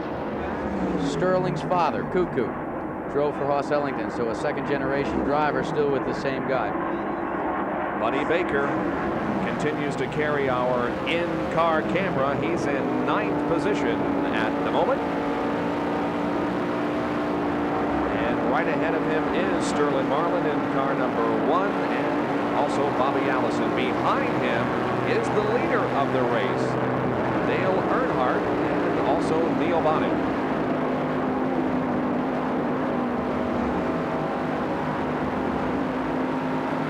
Well, Dale Earnhardt has just lapped Buddy Baker, so we now have 8 cars on the lead lap, and boy, I'll tell you, Dale Earnhardt is just dominating this race. Still impressed with just how difficult it is to see out of one of these cars so early in the race. When you take a look at the windshield, it's pitted and covered with all the debris that's been kicked up by 42 cars. You know, you got to figure a driver like a Buddy Baker to have to do battle at 150 miles an hour, looking out a window like that. I wouldn't want to do it, would you? No, I think I would much prefer being in the position that I'm in right now. Dale Earnhardt has also passed Sterling Marlin, so another car goes a lap down, and we have an engine, it appears, going blowing in turn number 3 as a lot of smoke is coming from the Sterling Marlin car, and he dives to the inside of the racetrack. Marlin is in trouble. So it wasn't tire smoke before, it was just the little poofs. And this will bring out a caution flag. He did not get into the pit area. He is low on the racetrack here in the main straightaway, and another caution period, our 3rd of the afternoon. Tough break for Sterling. He's running a limited schedule, only 10 races with Hoss Ellington. and they did so well at Daytona. We're running third until 2 laps to go, and they ran out of gas. And then to come to Atlanta, they did well till the engine expired, and then to come here and have this problem after testing. They tested extensively down here, and then to have an engine go here. Sterling Marlin in car number 1 started this race in 7th position. Now the pace car is about to pull out onto the racetrack ahead of the leader, Dale Earnhardt. There was some discussion about where to pick up the leader in this race, Jack, that you might explain. Well, we go back to Atlanta International Raceway, where several of the top teams went a lap down as we watched the pit crew go to work on your lead car, Dale Earnhardt. But what it was is, if I recall properly, Tim Richmond was involved in Cale Yarborough, and they were accused of having gone a lap down because they passed the pace car. Well, they in essence didn't. What happened is the field didn't pick up the pace car the first lap under caution. The pace car pulled out while Richmond and Yarborough, were still in the pits, and then Yarborough and Richmond couldn't pass the pace car. So they were in essence put a lap down because they were stuck in the pits, and then because the pace car had not gotten out quick enough to pick up the field. Benny Parsons also in for a pit stop. His work is completed, and he's back out there on the racetrack. We've been talking about tire stagger all afternoon, and we get more on that situation now by going to Dick Berggren. Stagger, which is defined as the difference in size of the right rear versus the left rear tire, is one of the key variables that controls the handling of a stock car. These tires behave as if a solid axle connects them, and if they were in fact the same size, when the car got to the corner, it would try to move straight ahead, just as you see this tube moving in a straight ahead direction as it rolls down an incline. But if the left rear tire is smaller than the right rear tire, when the car gets to the corner, it behaves as if it's got a cone determining its direction, just as this ice cream cone tries to go in the leftward direction. Now these differences aren't major. They range in fact from as little as 1/4 of an inch to about 1.5 inches and little more than that in any condition. But stagger is important. How important? When you see a competitor that's not running well in a stock car race, and he comes in and makes a pit stop and changes tires, he's not only putting on cooler tires that are faster, he's also almost certainly adjusting the stagger. And if he comes out and he's running faster than before, you can bet they got the stagger right. The TranSouth 500 is 142 laps old, and we are under our 3rd caution period of the afternoon because of a blown engine on the Sterling Marlin car. We'll resume our activity from Darlington International Raceway in a moment. Welcome back to Darlington, South Carolina, where the green flag is coming out for the TranSouth 500 on lap 144. Dale Earnhardt has once again gone into the lead with Harry Gant running 2nd. Joe Ruttman is 3rd. 4th position is Darrell Waltrip. 5th is Ricky Rudd. 6th is Bobby Allison, and 7th Benny Parsons. Those cars are on the lead lap. Let's go down to Dick Berggren now for an update on the most recent round of pit stops. Well, we were in Benny Parsons' pit, and he just changed 4 tires. He did it 2 tires, then he went out and took a lap, came in and took 2 more tires. They put 4 brand new tires on it, and they made the left rear a little bit smaller than the right rear. So they're going to try to loosen it up. He is very close right now. The chassis is running quite well. Well, hopefully in our next caution period, we'll get a chance to talk with Benny on the radio to find out exactly how the handling in that car is going for him at this point. You know, Bob, we talked a lot early in the telecast about the run to the back by Tim Richmond. Look who's back in the lead contingent, directly behind Dale Earnhardt, and running actually 1 lap down is the 25 car of Richmond, but he's working his way back to the front. Tim Richmond has had handling problems during the afternoon, and that's the reason why he is a lap down. But of course, if he gets those problems corrected, he very well could get back on the lead lap here by passing the leader, Dale Earnhardt, and then if there were another yellow to come out, he could make up that full lap. Darrell Waltrip is right behind Buddy Baker in our in-car camera. Picks it up very nicely for you. Darrell going to the high side, and also Richard Petty. And it appears as if Buddy is slowing down because several cars got around him. He is to the inside of the racetrack, and it looks terminal. He's in turn number 2 right now, well down to the inside of the racetrack, and something has gone wrong in Buddy Baker's car. We're going to try and... Terry Labonte's got a problem, too. He's slowing down coming into the pits. We're going to try and take a good close look inside the cockpit of Buddy Baker's car to see if we can get an indication as to what's happened. There's one Oldsmobile that's gone behind the wall, the Piedmont Airlines car, and there you can see he's turning. Whoa, we have a problem.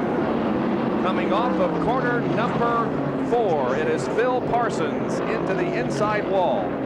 You can see Phil moving around in there. He appears to be okay. Not really that severe impact with the wall, but nevertheless, Parsons tastes the concrete here off of corner number 4 to the inside of the track. In such a short span, in less than a minute, here comes the leader coming down to take that yellow flag. He'll maintain that position. In that shortest span, 3 of the 4 Oldsmobiles in competition, actually 3 of the 5 Oldsmobiles in competition, look like they're going to be going behind the wall.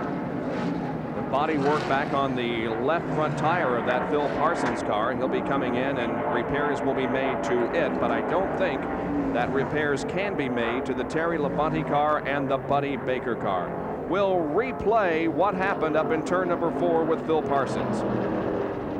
Here's the car sideways. Now he's trying to, he should have locked the brakes up there a little bit quicker than he did. He saw the wall, tried to straighten it out. In the rookie races, in the rookie meetings, they try and tell you, keep the brakes locked. Don't unlock them and let the car move. That wall is big and hard. Well, H.B. Bailey knocked down the wall there last year, and Charlie Luck had an accident in that location of the racetrack yesterday in the Grand National race. We'll be right back at Darlington, South Carolina. You rejoin us for the TranSouth 500 as the green flag comes out once again. They go 2 abreast into corner number 1. Neil Bonnet trying desperately to get his lap back, but he will not do it as Dale Earnhardt pulls away as they go down the backstretch. We did have a couple of pit stops on that most recent yellow flag period. Joe Ruttman and Darrell Waltrip both came in for pit stops, but both remain on the lead lap running in 6th and 7th spot.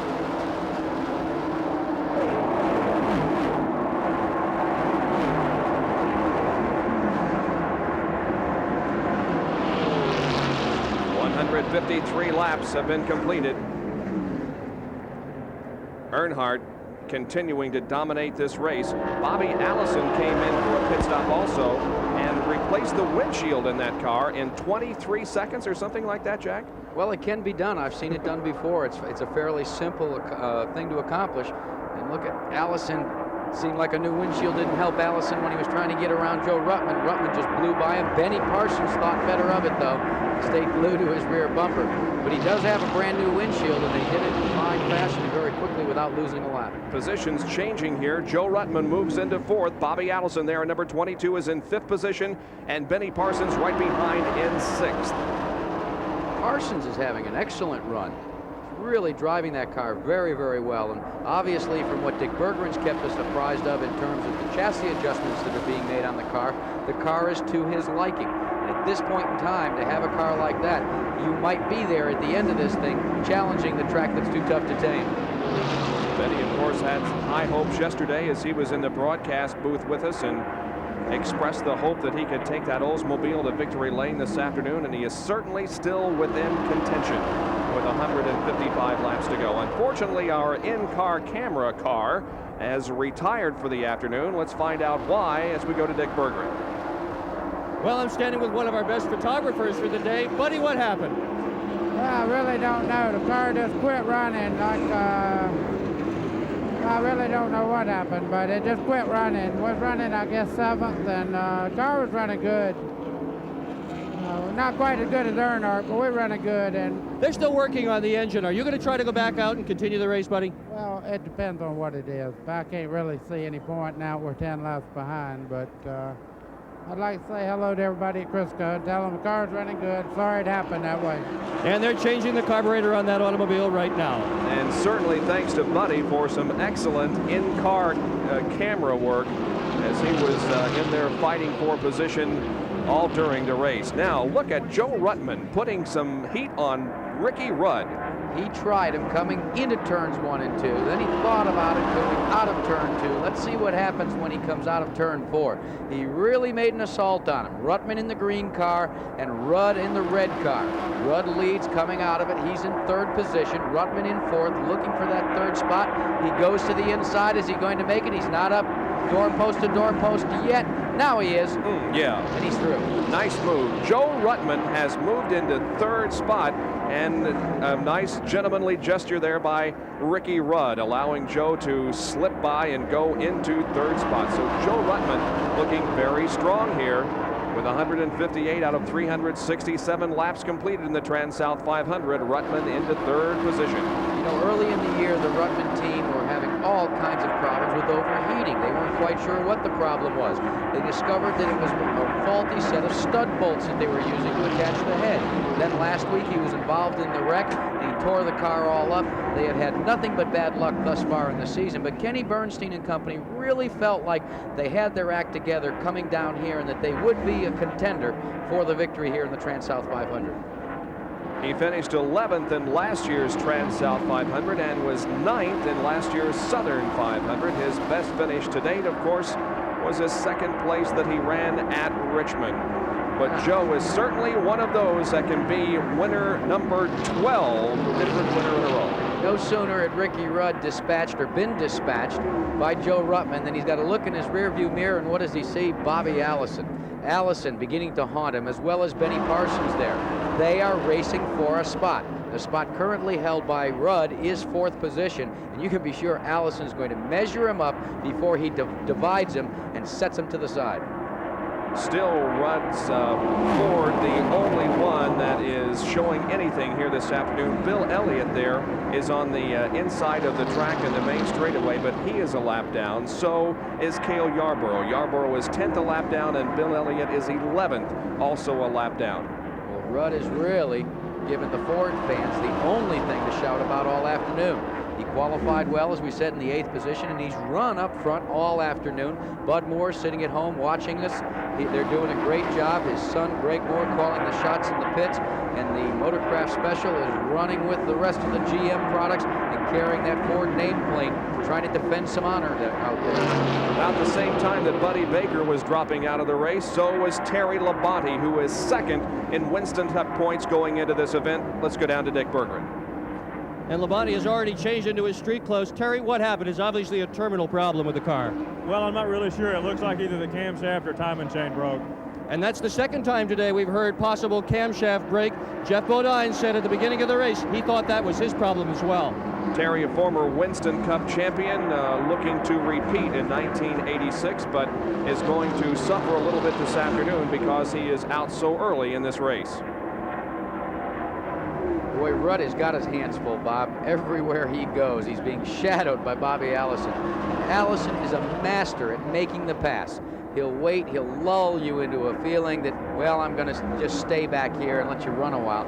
And then he'll strike like a cobra, get the position, and he's gone before you even know what happened. Meanwhile, we go back up front and check on our leaders, and there is not that much racetrack between 1st and 2nd.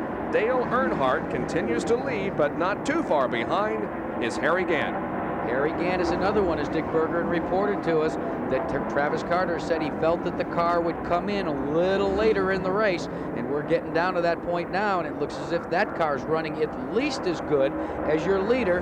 As you can see the separation between the two, not much, maybe 5-7 car lengths as they come across the stripe to score another lap.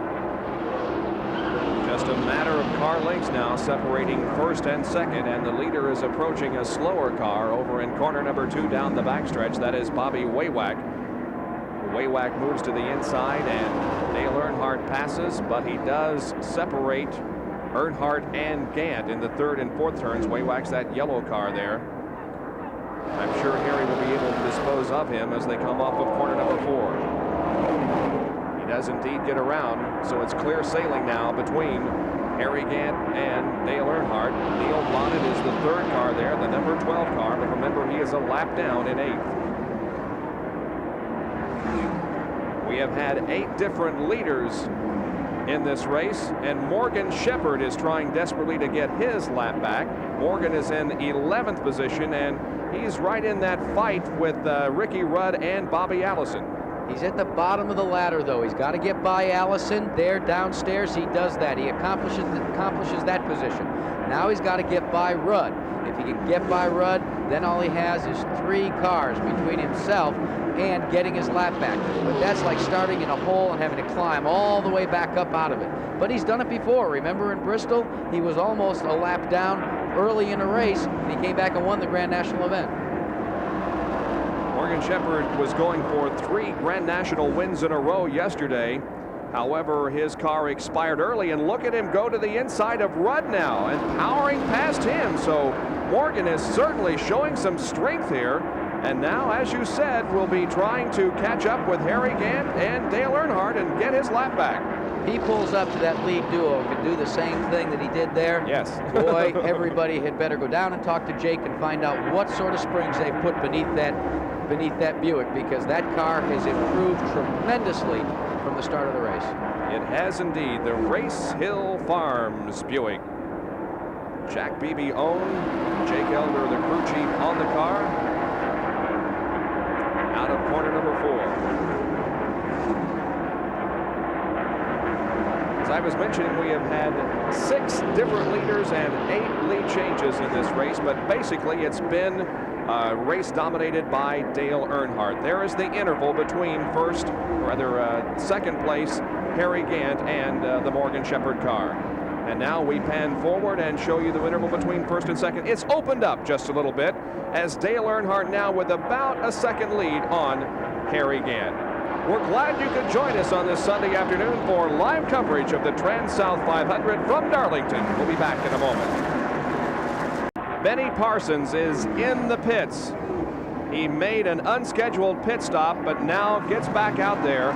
You can see the Darlington stripe on the right side of that car, indicating that he's had contact, probably with the outside wall in corner number 4. A tough break for Benny Parsons, who was running in the top 10. As a matter of fact, he was running 6th. Let's go down to Dick Berggren, who's with Kenny Bernstein. And Kenny Bernstein is Joe Ruttman's car owner. Kenny, what is your situation? Are you okay at this point? Yes, we are. As a matter of fact, the problem before was a little gas. It won't take it all. But with the cautions, we're okay. The Quaker State Buick is just doing fine. It's handling as good as Joe thinks it's possible. We just need to stay out there and finish the race, and hopefully we get a break. And this team indeed is running as well as it's run all year. And we'll be seeing Kenny Bernstein racing this year in IHRA events that we'll be televising for you on ESPN. Kenny Bernstein, though, serving in the capacity as car owner here this afternoon for Joe Ruttman, who's firmly entrenched in 3rd spot. Earnhardt also has a little bit of scrape marks there on the left side of that car, and that indicates that he's had contact with another car as opposed to the wall. Well, we've had some close quarters for Earnhardt, remember, early on in the race, but the guy that's going to get real close to him shortly is right behind him in the Bandit.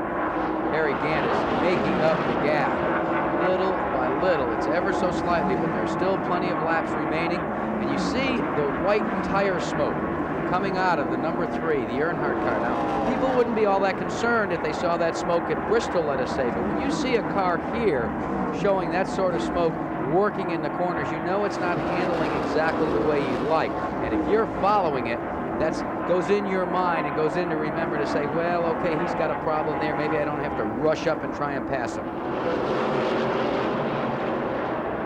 There you can see the smoke coming off of the Dale Earnhardt car, but it's nothing serious at this point.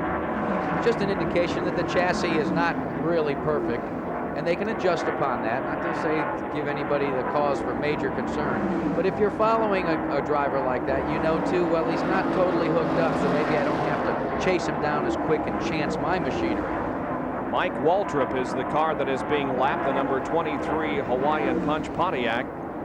Both Earnhardt and Gant passed Mike there on the front straightaway. Mike in the number 23 red car, contending for Rookie of the Year honors this year.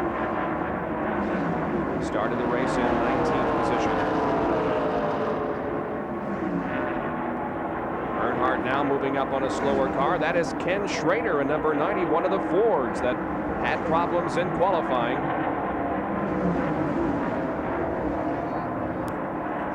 So there you see he's beginning to close right there between Harry Gant and, oh, we've got a car. It looked like Kenny Schrader's. I believe that's the number 17 car of Doug Hebron that's down on the inside of the racetrack there. With smoke pouring from it. He's on the backstretch. The car is still smoking very badly. It's coming out of the exhaust pipe. And Hebron will be trying to get back to his pit area. The question is, will it necessitate a yellow flag? The green is still out this point. We'll watch that situation. It appears as if he's going to make it to the pits, and another car running very slowly coming into the pits in corner number 4 is Jody Ridley's machine. Meanwhile, Harry Gant repeatedly is closed up to the rear deck lid of your leader, Dale Earnhardt, taking a look, then backed off just a tad as they go by Alan Kawicki on the inside. Earnhardt still out front, leading this thing with 178 events, 178 laps. But as the leaders go by, we're going to stay locked off so that you can see all of the cars that are still in the race. As they come by, the leaders go by. They work down in turn 2, and you can see some of the separation. There's the Neil Bonnet car, the Hardy's car. Yarborough has just hit the stripe. Also Ricky Rudd and Bill Elliott going by. Petty goes by. Petty, Rusty Wallace, Jimmy Means, car number 52, still in the race. Kyle Petty has gone by as well. Dave Marcus, Rick Wilson. Whoa, did you see that move? Car way down to the inside. That That's was Earnhardt. Woohoo! Boy, did he get way down at the racetrack. Let me tell you how that happened. Now, there again was a racer's mistake that almost cost Dale Earnhardt the lead and possibly his race car. As the drivers came down out of turn 4, Earnhardt was looking for a place to pass. 3 cars were deciding to dice for the position at precisely the same moment. So when Earnhardt went to the inside to make a pass, he was banged into as he got around Tommy Ellis and almost had to go onto the what they call no man's land down here and keep control of his machine before he could gather it back up, get by them, and get back into the racing groove. There are 28 cars still in the race. That means we have lost 12. The most recent retiree, Jody Ridley, in car number 75, also Doug Hebron in 17, is behind the wall. But Earnhardt is a leader. There's second place. J.D. McDuffie there. Second place, Harry Gant, though, is right behind Dale Earnhardt, but really has not shown the muscle that it's going to take to challenge Dale seriously. Still plenty of time, though. You know, and this is the one thing you can ask any driver that's driven here for more than 4 or 5 times. Say the first thing that I learned after I logged in my time here is how easy it is to use up a race car at Darlington. And then when you've got to go deep in the trunk near the end of a race, reach in for the bag of tricks, you find out that the bag's got a hole in it, that you've worn it out. A lot of these drivers, including Dale Earnhardt, will not use up everything they've got on a race car this early in the race. They'll try and hold back. Crossed flags have been displayed to the leader, Dale Earnhardt. That signifies the halfway mark. We are one halfway through the TranSouth 500. 184 laps have been completed.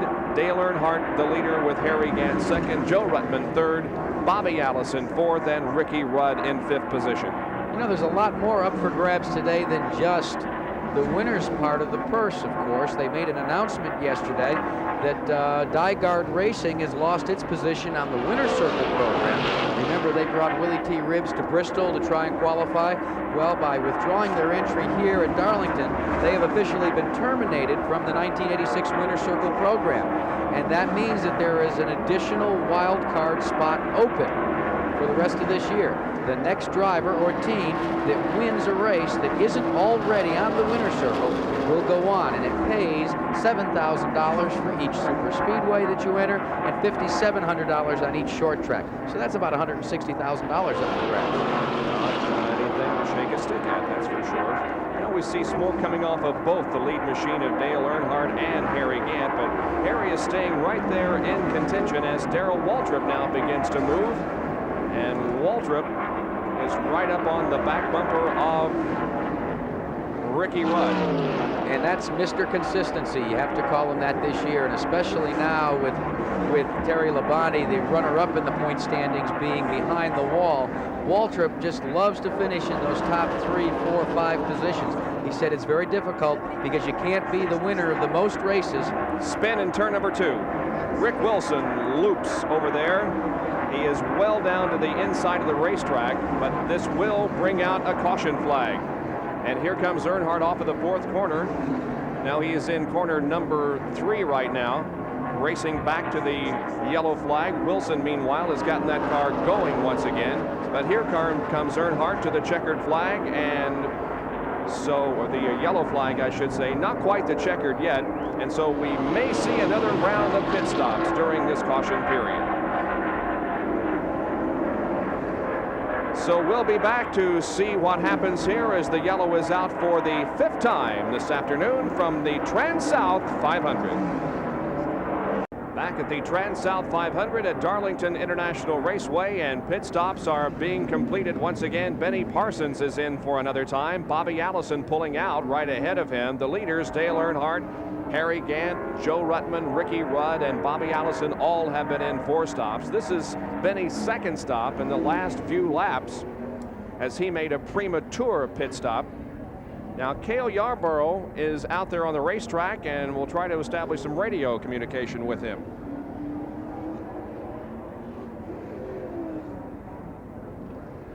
Cale, this is ESPN. We want to check and see how's your condition of the car now after that last round of pit stops. Well, Jackie, the car's not handling all that bad now, but I got a bad fist in it. And that's caused me a lot of problems right now. It's fisting terribly bad through the set of turns, and I just don't have any power when I come out of the turns. You've had a chance to take a look, though, at Dale Earnhardt and how he's running, as well as Harry Gant. What's your pick right now? Who's the strongest between those two? Oh, there's no doubt about it. Dale Earnhardt looks like he's the strongest right now, but it's a long ways to go yet. Thanks, Cale. We'll stay in touch. Yellow is still out, 191 laps completed. Darrell Waltrip has come in for a pit stop, and he was in just a lap ago, so he apparently has discovered something not to his liking. I can tell you it could be one of several things, Bob, but a lot of times a driver will go out.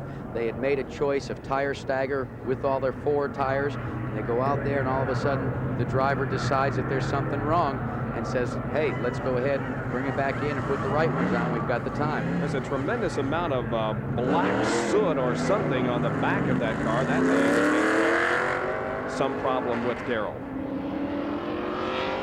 Well, our mid-race recap as we are just over the halfway point in this 367-lap, 500-mile race from Darlington International Raceway.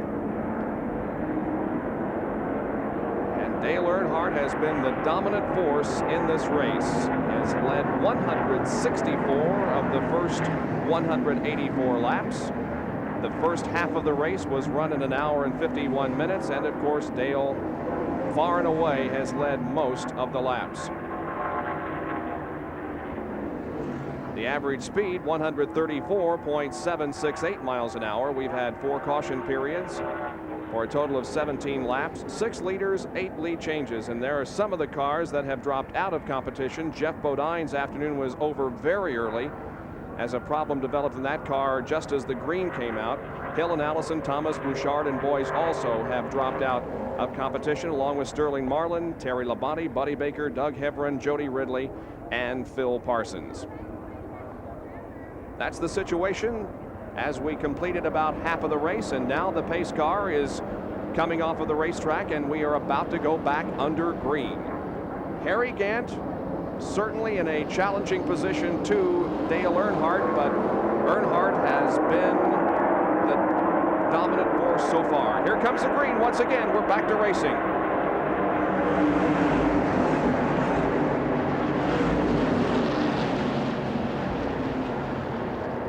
Rusty Wallace would like very much to get the lap back. He was alongside Dale Earnhardt when the green came out, but unfortunately Dale just blasts away from Rusty Wallace, so Rusty will have to wait for a while to try again to get the lap back. Earnhardt's finally pulling away from Harry Gant, beginning to show his muscle on this restart. Some really close competition there in the fourth corner as Joe Ruttman and Morgan Shepherd and Cale Yarborough and Bobby Allison are running side by side, nose to tail, some real tight competition. Now Earnhardt has about a half a straightaway lead on Harry Gant, and Ricky Rudd staying also right there close to Harry Gant. The kudos have got to go to Ricky Rudd. He's been running a fine race right from the drop of the green flag. He's been right there. He hasn't led, but he's been right in the lead contingent, always ready to challenge if a miscue comes with someone in front of him.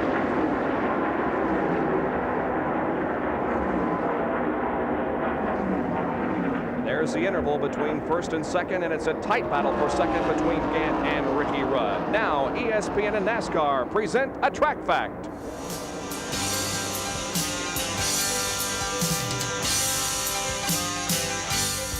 What Noah Danner is doing is not a new Olympic exhibition sport. Tire bouncing is just part and parcel to being on a pit crew. Now, why do crewmen bounce their tires? Well, what they're trying to do is stretch the rubber so that they can build the proper amount of stagger into them for use on race day. Jack has already decided that after his broadcasting career is over, he will become a tire bouncer. And this track fact has been brought to you by Levi Garrett Chewing Tobacco. Time after time, the quality comes through. We'll be back with more of our live coverage of the TranSouth 500 from Darlington International Raceway after these messages. We have a car on the wall in turn number 4. Just as we come back, Tommy Ellis loses control coming off of corner number 4, hits the inside wall. It keeps the car running, though. He hit it rather hard, but really does not show all that much body damage. Now, a couple of interesting developments had occurred just before this incident with Tommy Ellis. Benny Parsons pulled in behind the wall, and Darrell Waltrip had dropped down low on the racetrack. Waltrip had dropped down low out of turn number 2, was just crawling at a snail's pace down through 3 and 4 when Tommy Ellis did his pirouette across the start-finish line to bring out the caution. So in a way, it's a break for Waltrip. He'll be able to come into the pits. He won't go a lap down. He'll be able to see what's wrong with it. There is Tommy Ellis limping onto the back pits for service from the Buddy Parrott prepared crew to see just what is wrong and what is salvageable on the number 18 car. Ellis had a whale of a ride, very reminiscent of the H.B. Bailey crash. It really was, but he apparently hit on a glance and really didn't damage the car too badly. So the track crew comes out. The pace car also will be pulling onto the race course ahead of the leader, Dale Earnhardt. And Joe Ruttman, also Richard Petty and others are deciding that this is another good opportunity for them to make a pit stop. But the leaders, namely Dale Earnhardt, Harry Gant, Ricky Rudd, Bobby Allison, and others deciding to stay out there. Well, now our crew member's gone inside of Ruttman's car trying to get to the jacking bolts in the back of the car to adjust. Now, the reason they got to go in that window is they can't get in through the side window on the driver's side. So they made an adjustment on the left rear wheel with the wedge bolt, and Joe Ruttman is back out on the racetrack.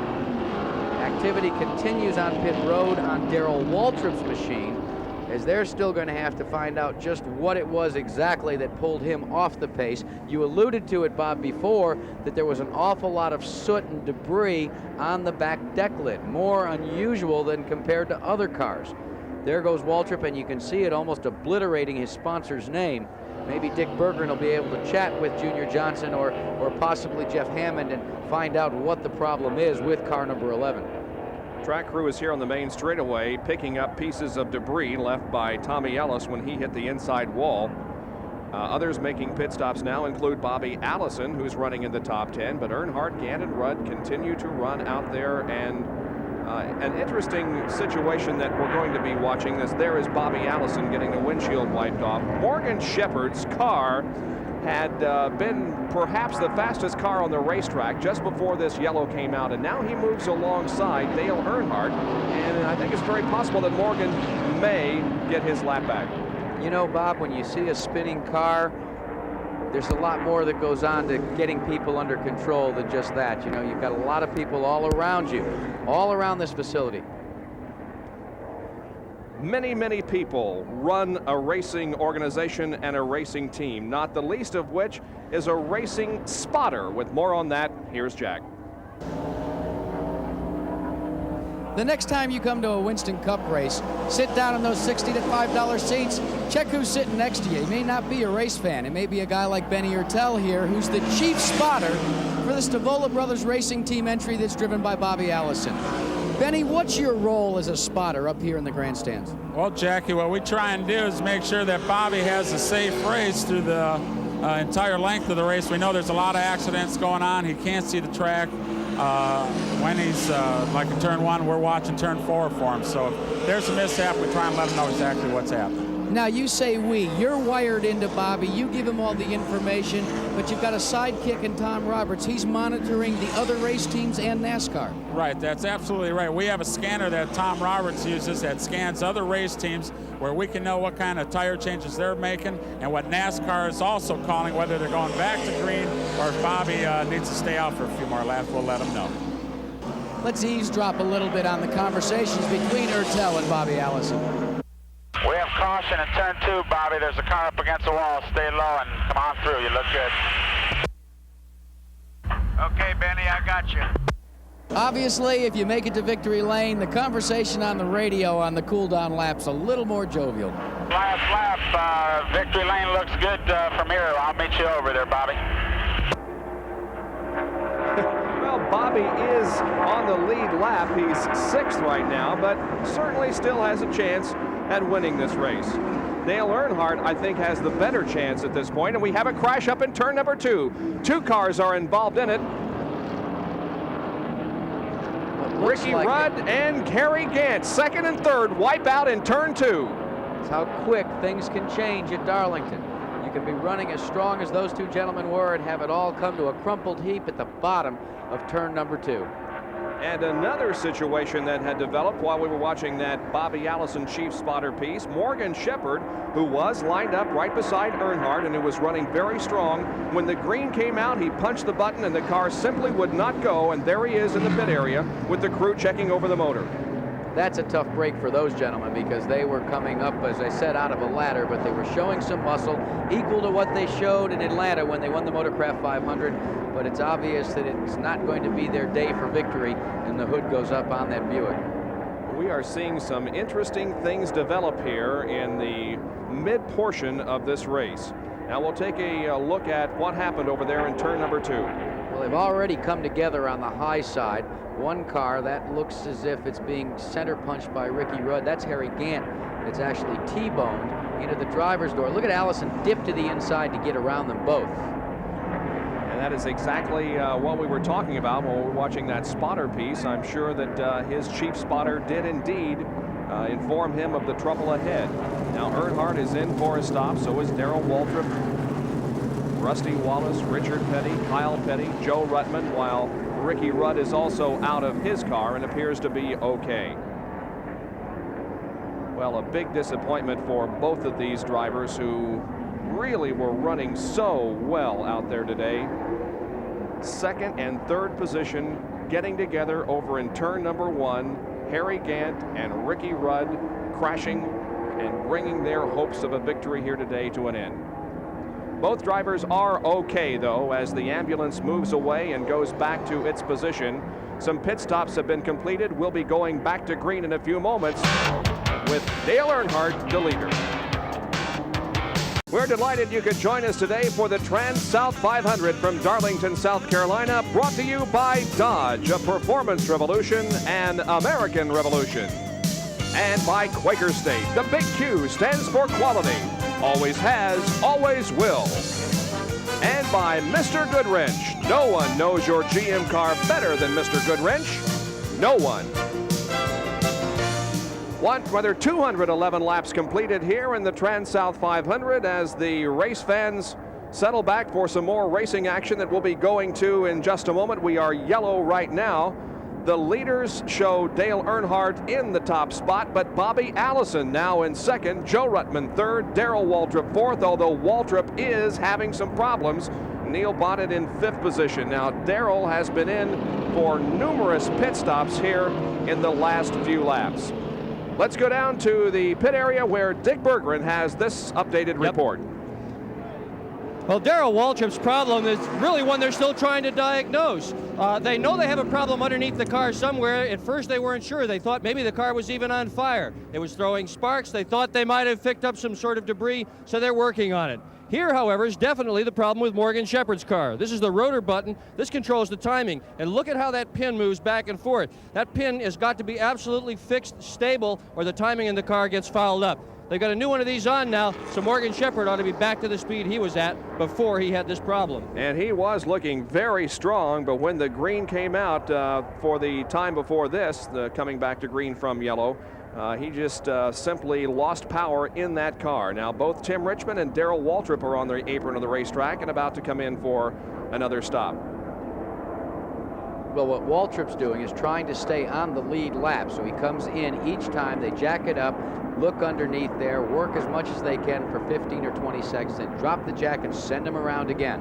The entire Jeff Hammond-led team is set to swarm all over the Chevrolet driven by Darrell Waltrip. Waltrip will just remain inside the car, hold the wheel, and it is in the rear end area. We noticed that they had the rear end grease out and available, which led us to speculate that possibly maybe the rear end itself was beginning to come unglued, as they say, but so far they have done very little other than look. So we're just taking a look at Darrell Waltrip talking back and forth to Jeff Hammond, his crew chief, letting him know. Again, Darrell running in the top 5, being posted in the 4th position, but this is not a good place, Bob, for the 4th place man to be sitting on pit road. Well, that's for sure. There's Ricky Rudd's car on the hook being taken off of the racetrack. Again, both Gant and Rudd are okay from their accident over in turn number 1. And you know, a guy that's looking real strong here is Bobby Allison. He certainly is in a good position to win this thing. He is in a good position to win it, and as I said early in the telecast, 1986 has presented a totally different Bobby Allison than we saw in the last 2 years or so. He's jovial, he's happy, he has a spring to his step again. He enjoys racing. It doesn't seem to be as much of a chore, even right down to testing and practicing. Bobby's always out there and enjoying it. Let's go down to Dick Berggren.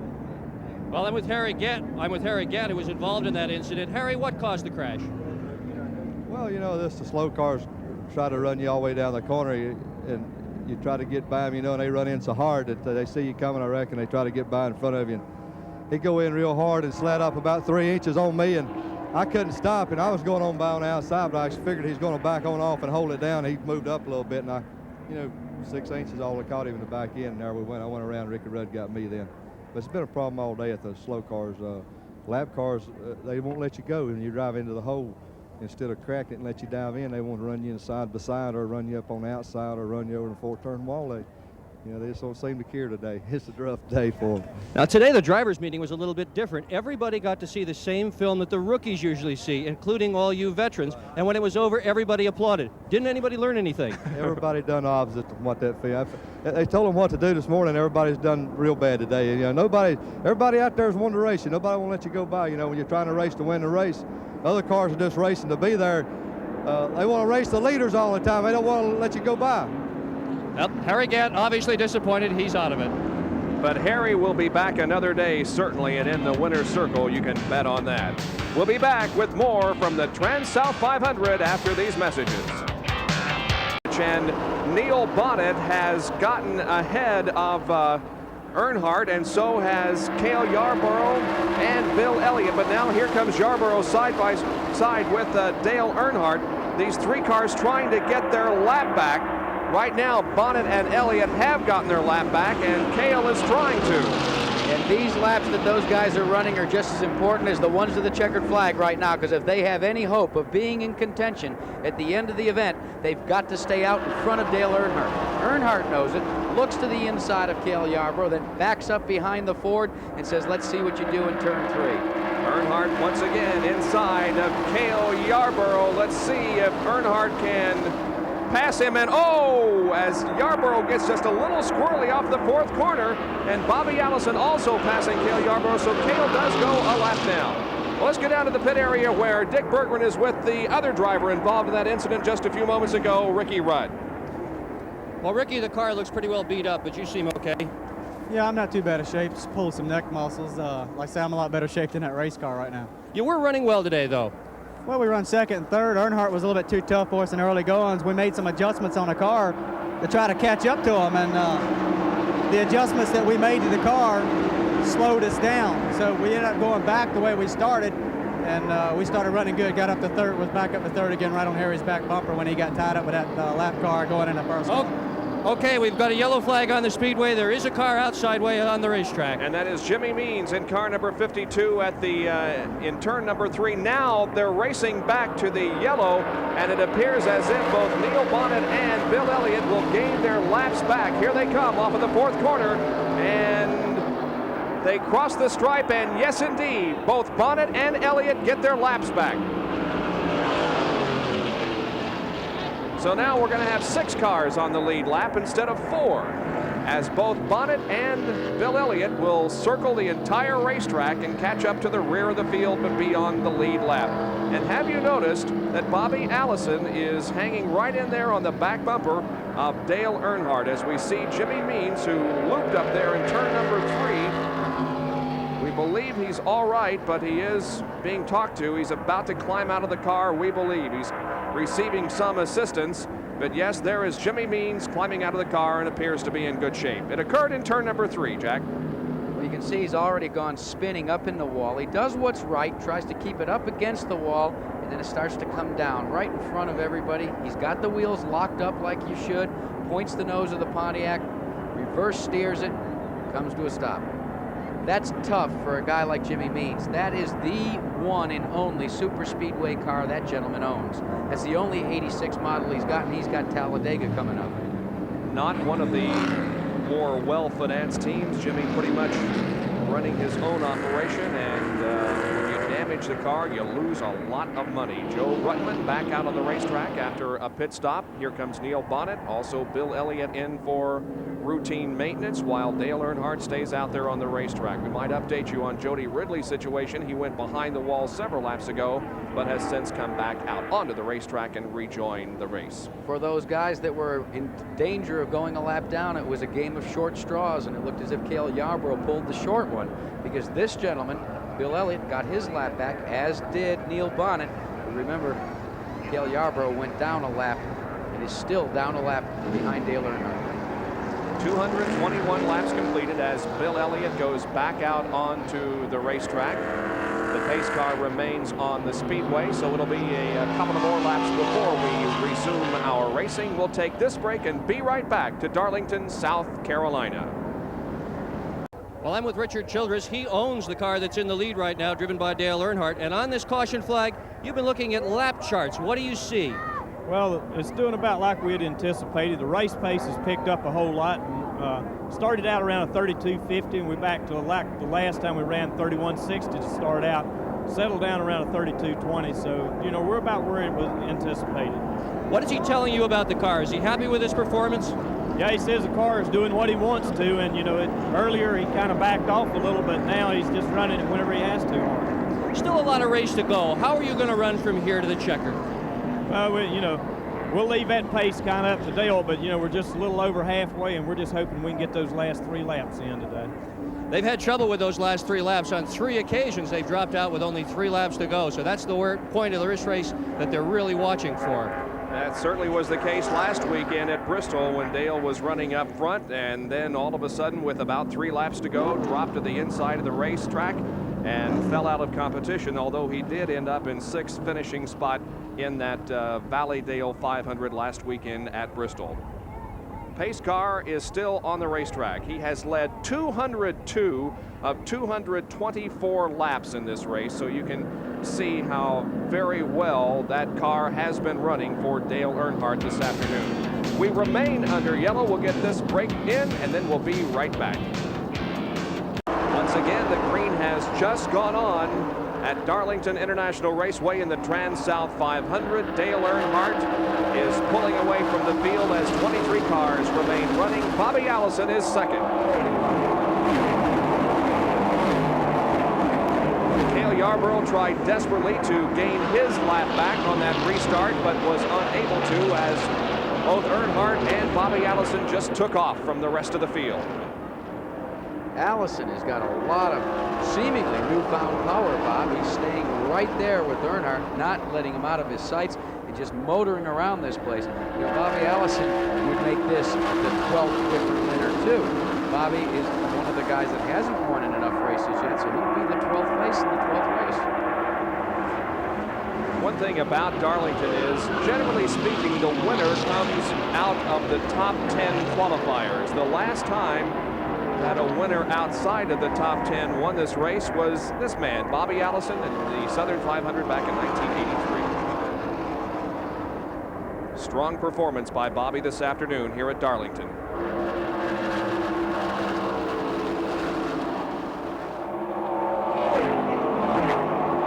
Bobby Allison, for many years associated with the Nygaard Racing organization, but this year going with the Stavola brothers, who really field 2 cars on the Winston Cup circuit. Bobby Hillen, also a driver for that team. Bobby dropped out of competition earlier this afternoon, involved in an accident over in turn number 3. You can see the oil dry that's there in the high groove on turns number 3 and 4. That was put there by Jimmy Means' spin, and is creating some dust over there in the 3rd and 4th turns, but not a major problem. Cale Yarborough is 3rd there in line, but remember, he is a lap down as 6 cars remain on the lead lap. In addition to Cale Yarborough, Tim Richmond and Rusty Wallace are a lap down.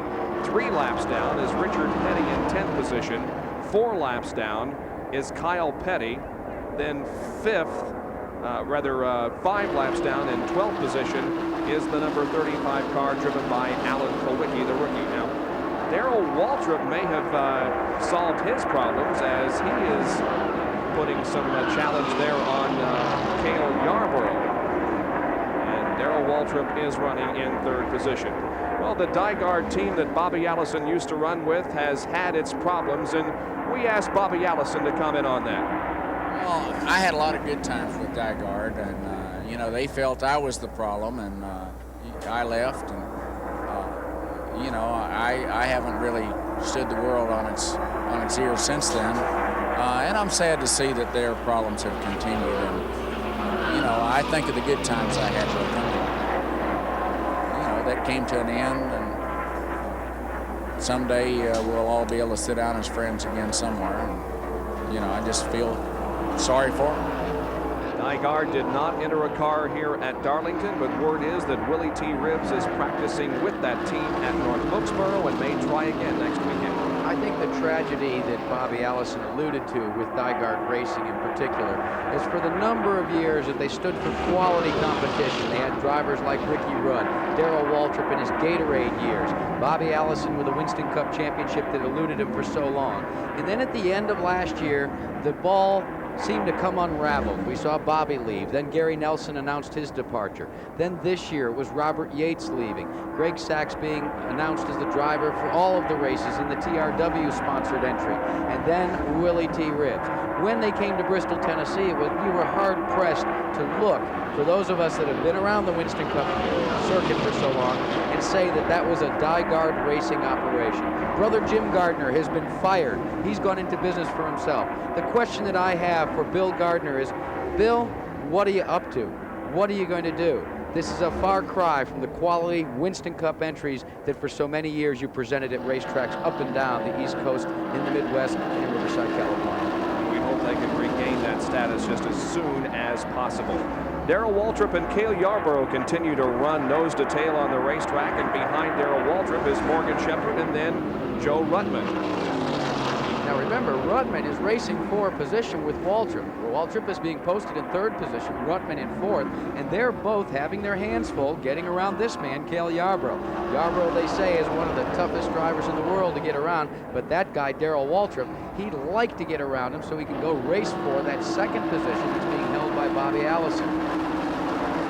Morgan Shepherd also trying to find some racetrack that will allow him to pass Darrell Waltrip. Remember that Morgan was in for several laps. As a matter of fact, he is 6 laps down on the field after experiencing a problem in that Race Hill Farms Buick, but the problem is corrected, and Morgan trying to make the best of it. You heard Harry Gant allude to the fact that lap traffic was a problem here today. Well, it's always a problem at Darlington, and some of this lap traffic is very fast. Now, they go around one of the cars, Bobby Waywack's machine, and that's a slow lapped car. But Morgan Shepherd is a lapped car, number 47. Cale Yarborough is a lapped car, number 28. They've got enough speed to make the drivers on the lead lap literally peel the helmet off and take the hair off their heads. They're so frustrated because they can't get by them.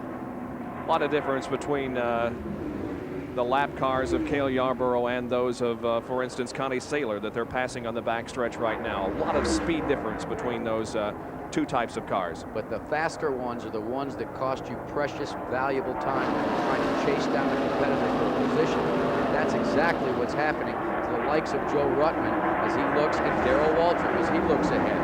Ruttman sees Morgan Shepherd, who wants to pass him, although he's a lap car, and Waltrip sees Cale Yarborough. In case you did not watch the Formula One race this morning that we presented from Spain here on ESPN, Ayrton Senna edged out Nigel Mansell for the win. Mansell put on a strong charge toward the end and wound up 1/100th of a second behind Ayrton Senna.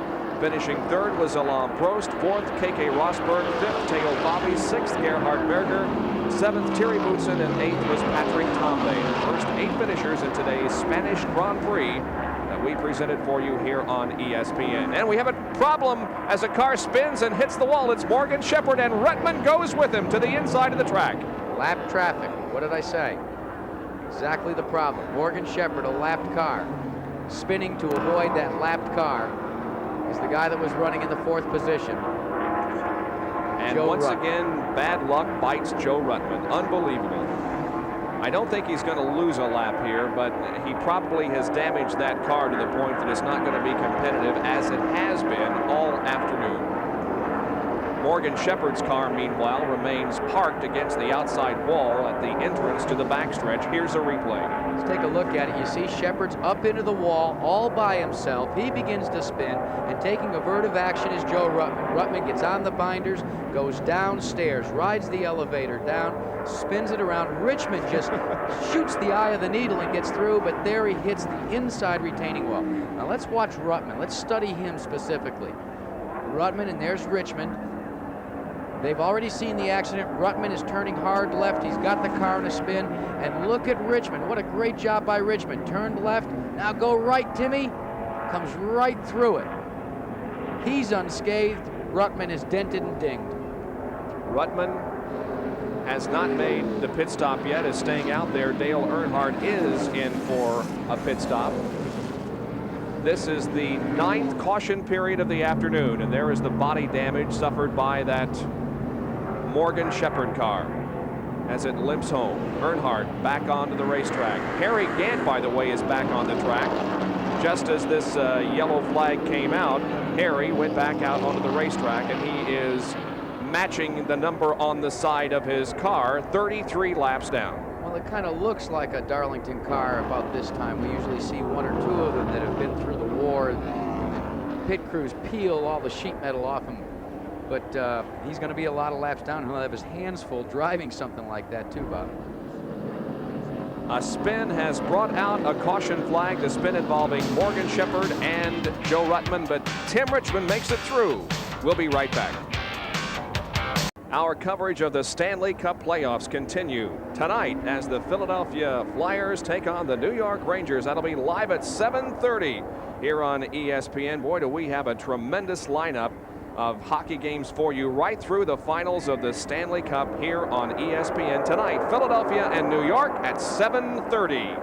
The green comes out on the TranSouth 500 once again. Here we go, back to racing. Darrell Waltrip is the leader. And Yarborough's trying to get his lap back this time from Waltrip. He's down low, coming out of turn 2. They are side by side, trying to pick up that position. Yarborough needs it to get back on the lead lap. Waltrip pulls away, and Richmond goes to the inside. 3 abreast through there. Somebody has to give. Richmond did. And look at Earnhardt. He was just waiting there, kind of like a vulture. Waiting for something to happen. Now Dale dives inside of Tim Richmond as they come off of the corner. It is Waltrip still leading. Yarborough there in second position, but is a lap down.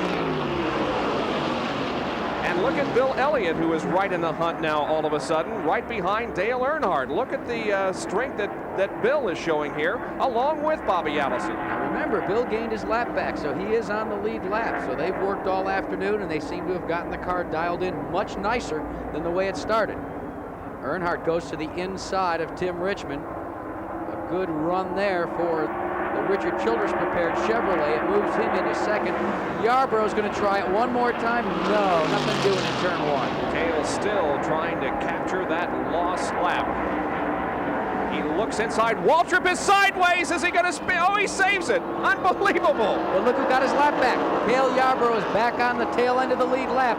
Now he has to hope for a caution. If he does, he moves back into the lead lap with the leaders. Boy, that is as close you can come to spinning, especially here at Darlington, and gathering it in and saving it.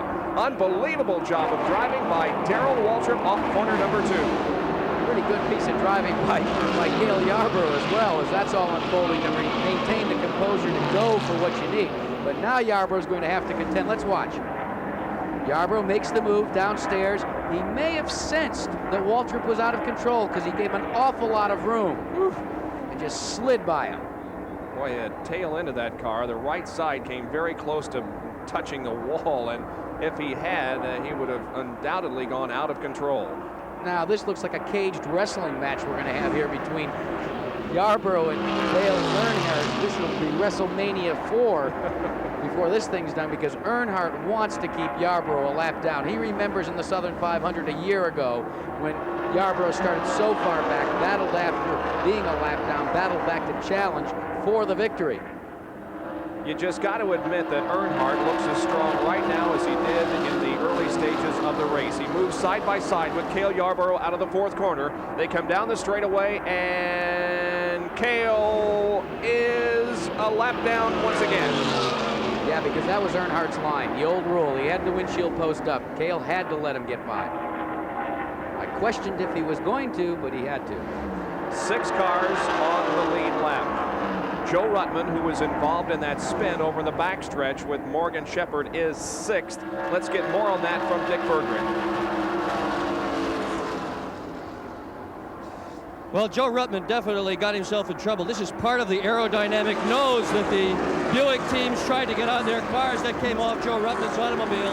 They changed 2 tires on the car, beat on the sheet metal. And Kenny Bernstein was just in this pit area shaking his head saying, we can't seem to get a break. This doesn't happen in drag racing.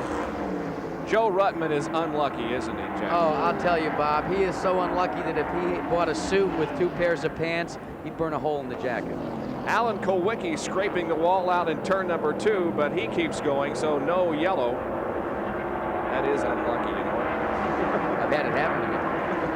There's Alan Kulwicki from Milwaukee, Wisconsin, in contention this year for Rookie of the Year honors. You know, something ought to be said about Alan Kulwicki, too. He's doing it the hard way. He's doing it by himself, and that is the only race car that the team owns. He owns 1 race car. He's brought it to every race he's competed in. The Quincy's people providing the sponsorship help, but Alan Kulwicki doing all the mechanical work as well as trying to learn all these Winston Cup tracks. Meanwhile, up front, it's still Dale Earnhardt leading Cale Yarbrough and Tim Richmond, a couple of lap cars down the straightaway. And you know who looks better and better? Remember, he made that spirited run to the back, Richmond? Well, now he's starting to show a little more muscle, seems to be a little better in the car. So it's obvious that whatever was wrong with that car, they either fixed it or were able to repair it sufficiently to keep Richmond in the hunt and in a competitive hunt.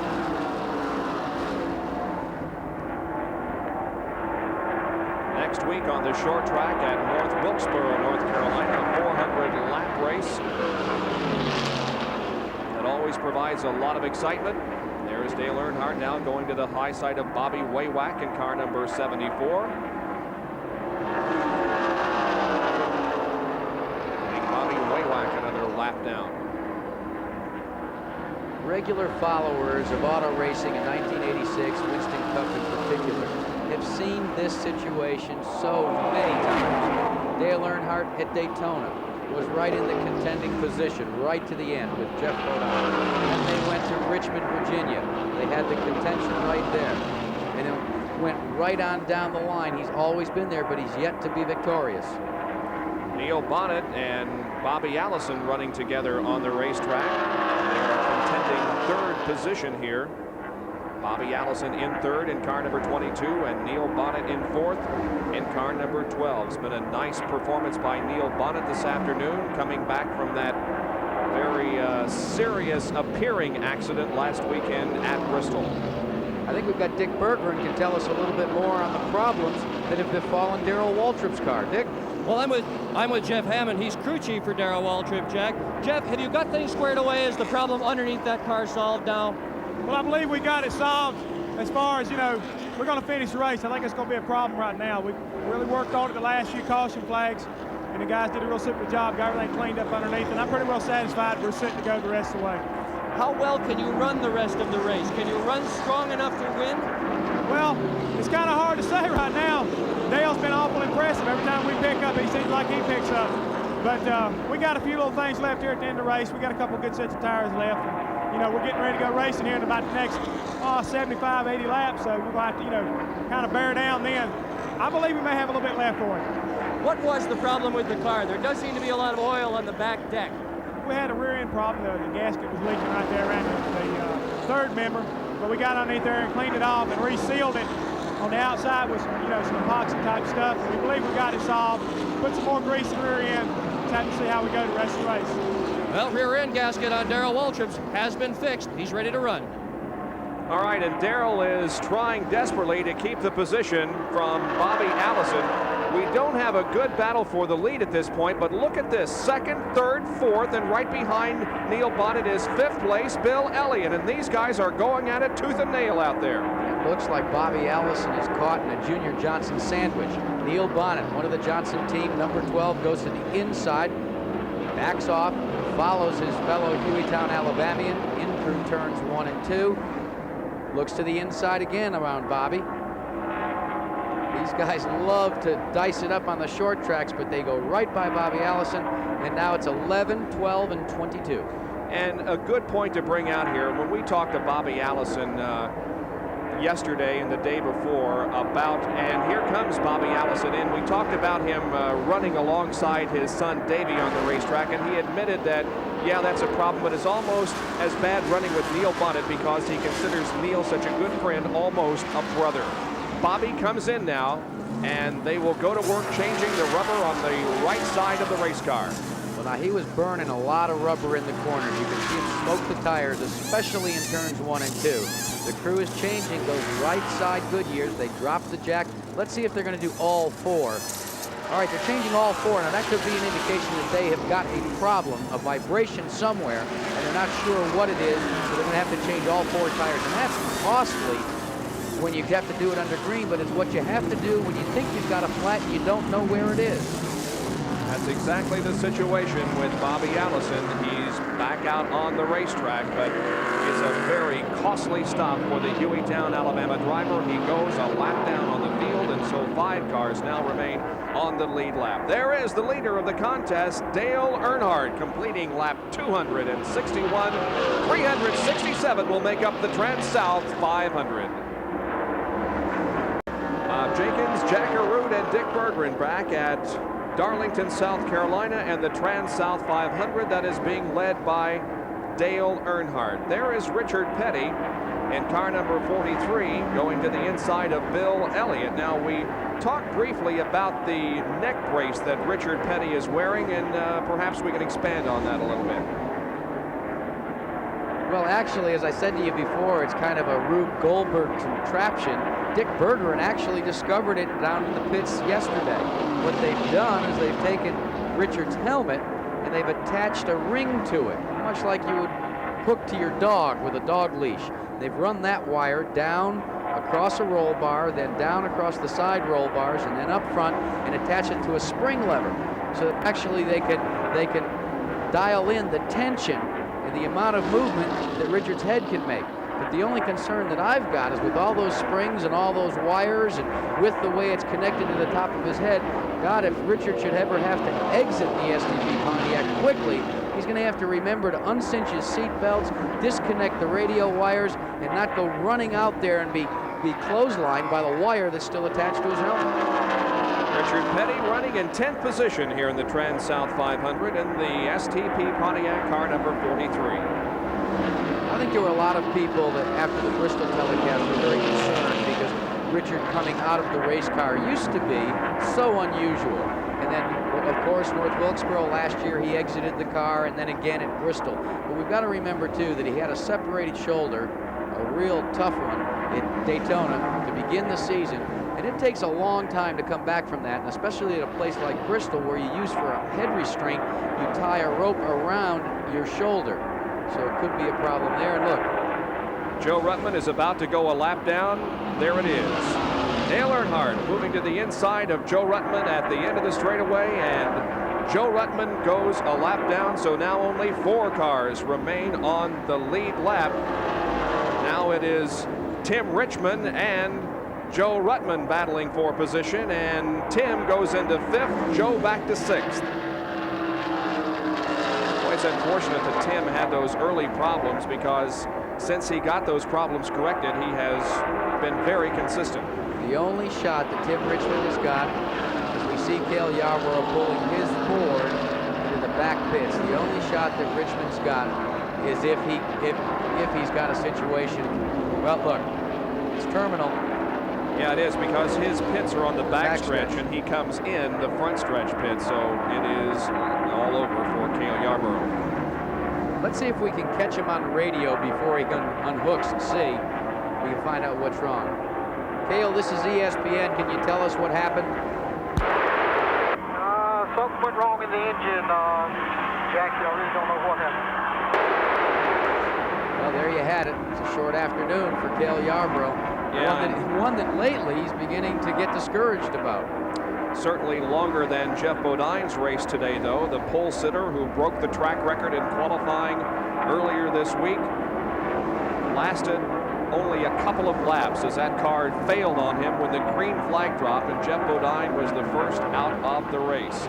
Others who have dropped out of contention include Harry Gant and Ricky Rudd, who were battling for second position on the track when they crashed out in corner number 1. Both of them okay. Terry Labonte is gone, and Dave Marcus also has dropped out of competition, Ron Bouchard, and so on. But Dale Earnhardt is continuing to set the pace and to look like a winner. Let me go back to Tim Richmond and put a period on what I was saying before the 28 car dropped out. Actually, what he's got to look for is a caution. Got to look for a caution to get to the inside row and then hopefully get in front of Earnhardt and hope for an additional caution. That would gain him the laps and put him back on the lead lap before he could go racing. Bill Elliott is still on the lead lap in 4th. He was a lap down earlier, but has made it up. Let's go down to Dick Berggren, who's with Dan Elliott. Well, Dan, you fellas qualified 21st, but you're running 4th. Where did the speed come from?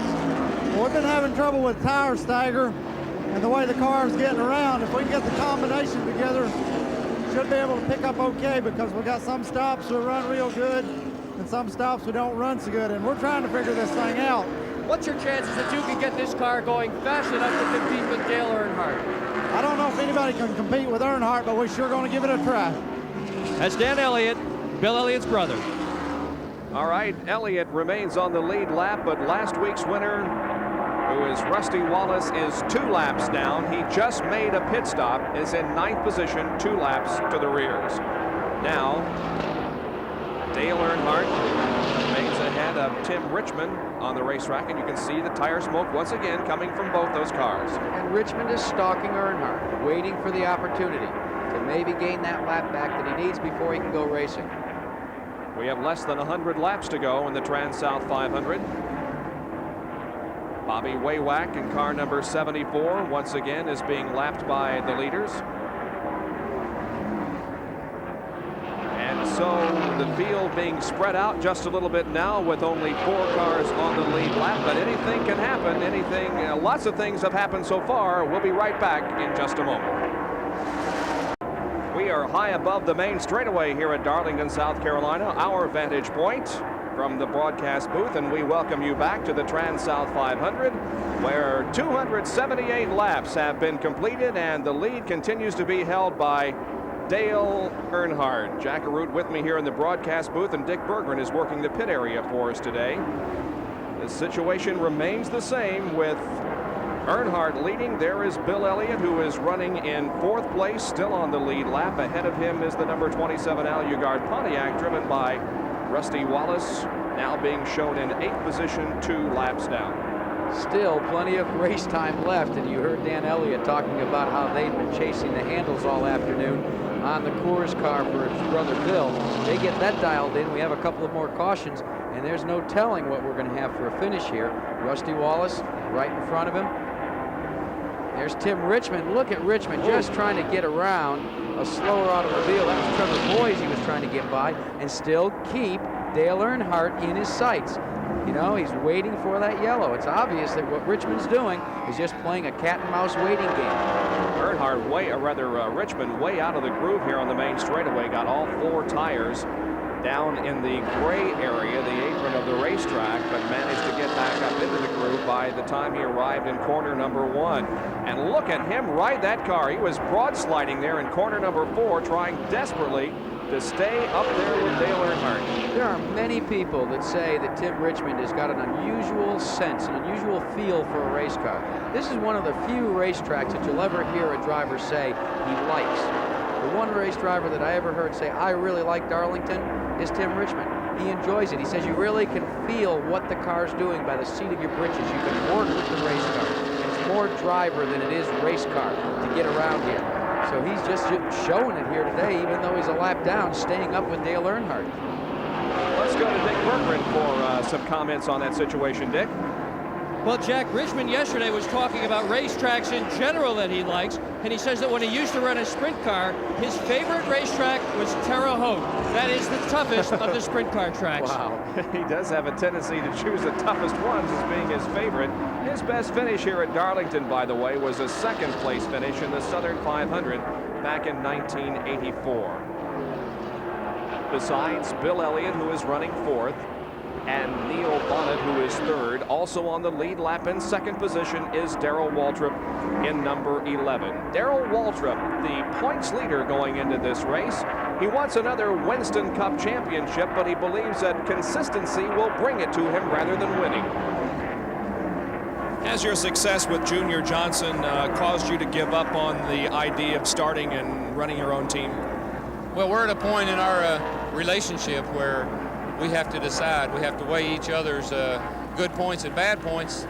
This is the end of our contract year, and we're starting to talk a little bit. I don't know what's going to happen. We've had a lot of success, and I enjoy driving this car more than anything I've ever done. And it may be that I'll continue to do that, but then there's also the possibility that I may not. And if I don't, then I have to decide what I want to do. Do I want to go out on my own, or do I want to drive for somebody else? And I haven't made that decision yet. So he is still very much up in the air as to what 1987 will bring him. Well, Bob, don't forget, this is the end of the 3-year cycle for the sponsorship from Anheuser-Busch and Kentucky Fried Chicken. So those things have to be considered. Darrell Waltrip has been one never to like a 2-car operation. But there's been a lot of talk between Darrell and Junior as well as to, hey, Darrell, look, what's the story? What's the situation? What do you need to do? I thought Darrell answered it very nicely in saying that there's still a lot of time before we have to make those sort of decisions. I can tell you one thing, knowing as well as I do the 2 gentlemen, Darrell Waltrip and Junior Johnson, they would like to continue their association not only in 1987, but 88, 89, right down to the time that Darrell Waltrip retires and possibly goes into racing himself as a Junior Johnson too. Well, there was a lot of talk, though, when those 2 hooked up about how their personalities would clash and they would just not get along, but you cannot argue with success. They're both very successful in what they do. We watched Joe Ruttman bring his car in for a continued service from the King Racing stable. It's obvious, Bob, that one of the things is people didn't realize that underneath both exteriors, Darrell Waltrip and Junior Johnson are exactly alike. They're sensitive people, they care about things, and they just show it a little bit differently. Their shells are different, but their hearts are almost exactly the same. And they both are winners. There's no question about that. So while work goes on in the Joe Ruttman pit, we'll take another break and be back with more live action from Darlington, South Carolina. Back at the TranSouth 500 in Darlington, South Carolina, where Dale Earnhardt continues to dominate this race. He's led all but about 20 or 25 laps. And although, as you can see, the car is perhaps not handling the way Dale wants it to, and the rear end out a little bit on that particular second and third, for the first and second corner excursion. Nevertheless, Earnhardt able to maintain a rather healthy lead here on Darrell Waltrip. And he's done it very consistently as well. It almost looks effortlessly as you watch him tour the racetrack.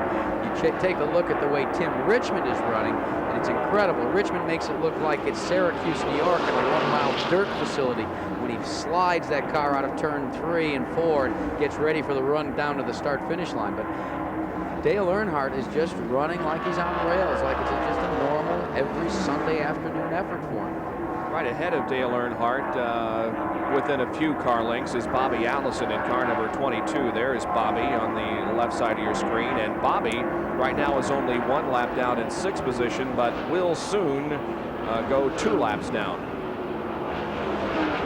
So much can go away so quick, though. There's still a lot of racing left to go. A caution flag will just absolutely mash things up. Now, there's a couple of the rookies running in the Fords. Alan Kowicki, former ASA standout, ran 5 races last year on the Winston Cup Tour, then decided to move south. He moved down to North Carolina. Mark Stahl, who also lives in North Carolina but calls San Diego, California his home, another rookie. Now, these guys couldn't qualify the first day. They had to qualify on the second day. That's the rule at Darlington, because the first day you go through rookie orientation and a rookie test. You're judged by your peers. These guys had to be passed by the Winston Cup regulars before they were allowed to even qualify. And Alan Kulwicki, who we just saw a few moments ago, has a degree in mechanical engineering from the University of Wisconsin at Milwaukee, and was 3rd in the ASA final point standings in 82 and 85. They call him Super K.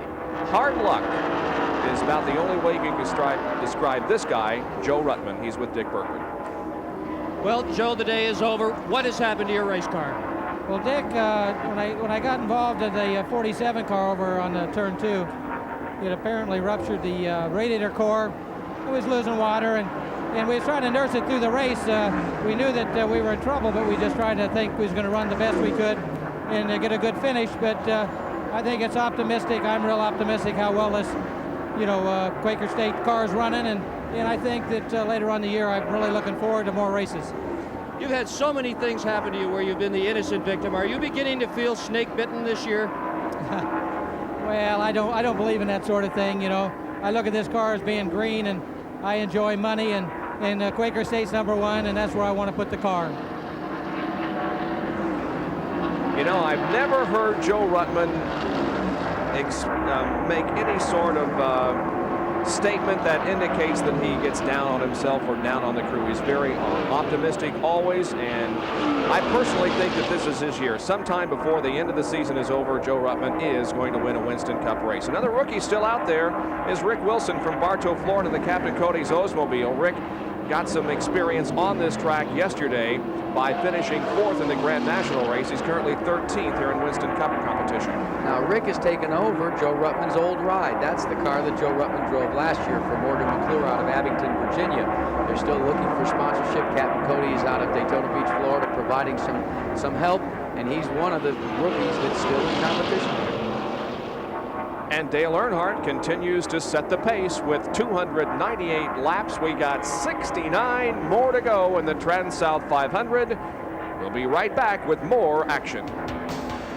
The leader, Dale Earnhardt, is right on the back bumper of Bill Elliott in car number 9 and threatening to put Bill a lap down once again. If he does, we will have 3 cars on the lead lap because Elliott is currently running in 4th. We watch him go into turn number 1. Elliott has not been, as far as the lead is concerned, competitive, although the Ford hasn't run all that badly this afternoon. Well, we heard Dick Bergerman talk to Dan Elliott and said that they had adjusted on it, but it looks like they've not adjusted sufficiently to keep Earnhardt from putting him a lap down. He did that just like they were standing still. And now 3 cars on the lead lap. Those 3, the 2 besides Earnhardt, the Junior Johnson cars, Darrell Waltrip 2nd and Neil Bonnet running in 3rd. As you watch the car touring the racetrack, though, you've got to begin to question, know, you're rubbing off those right rear tires. By the way that chassis is set up, you're showing all of that tire smoke. That's going to eventually catch up with you unless you get courtesy of enough caution flags to be able to change those tires before they finally go down to the fabric. It's not to say that he's not running fast, it's just to say that he's really using a lot of race car, at least in my mind's eye right now, especially in turns 1 and 2. Bill Elliott has not led a lap today, but Ricky Rudd has. So a Ford does get credit for leading 1 lap under caution, but that's been the only Ford to move to the front today. There's Bobby Allison, car number 22. He currently is in 6th spot, now 2 laps down to the leader. There's Earnhardt. See how he rounds out, comes out of the corner, comes across the stripe, and he's got his sights set on Neil Bonnet, who's running in 3rd. He'd like to put Neil a lap down. They're only about a quarter of a straightaway apart, so it wouldn't be that much longer before Earnhardt can measure up and take a shot at Neil Bonnet.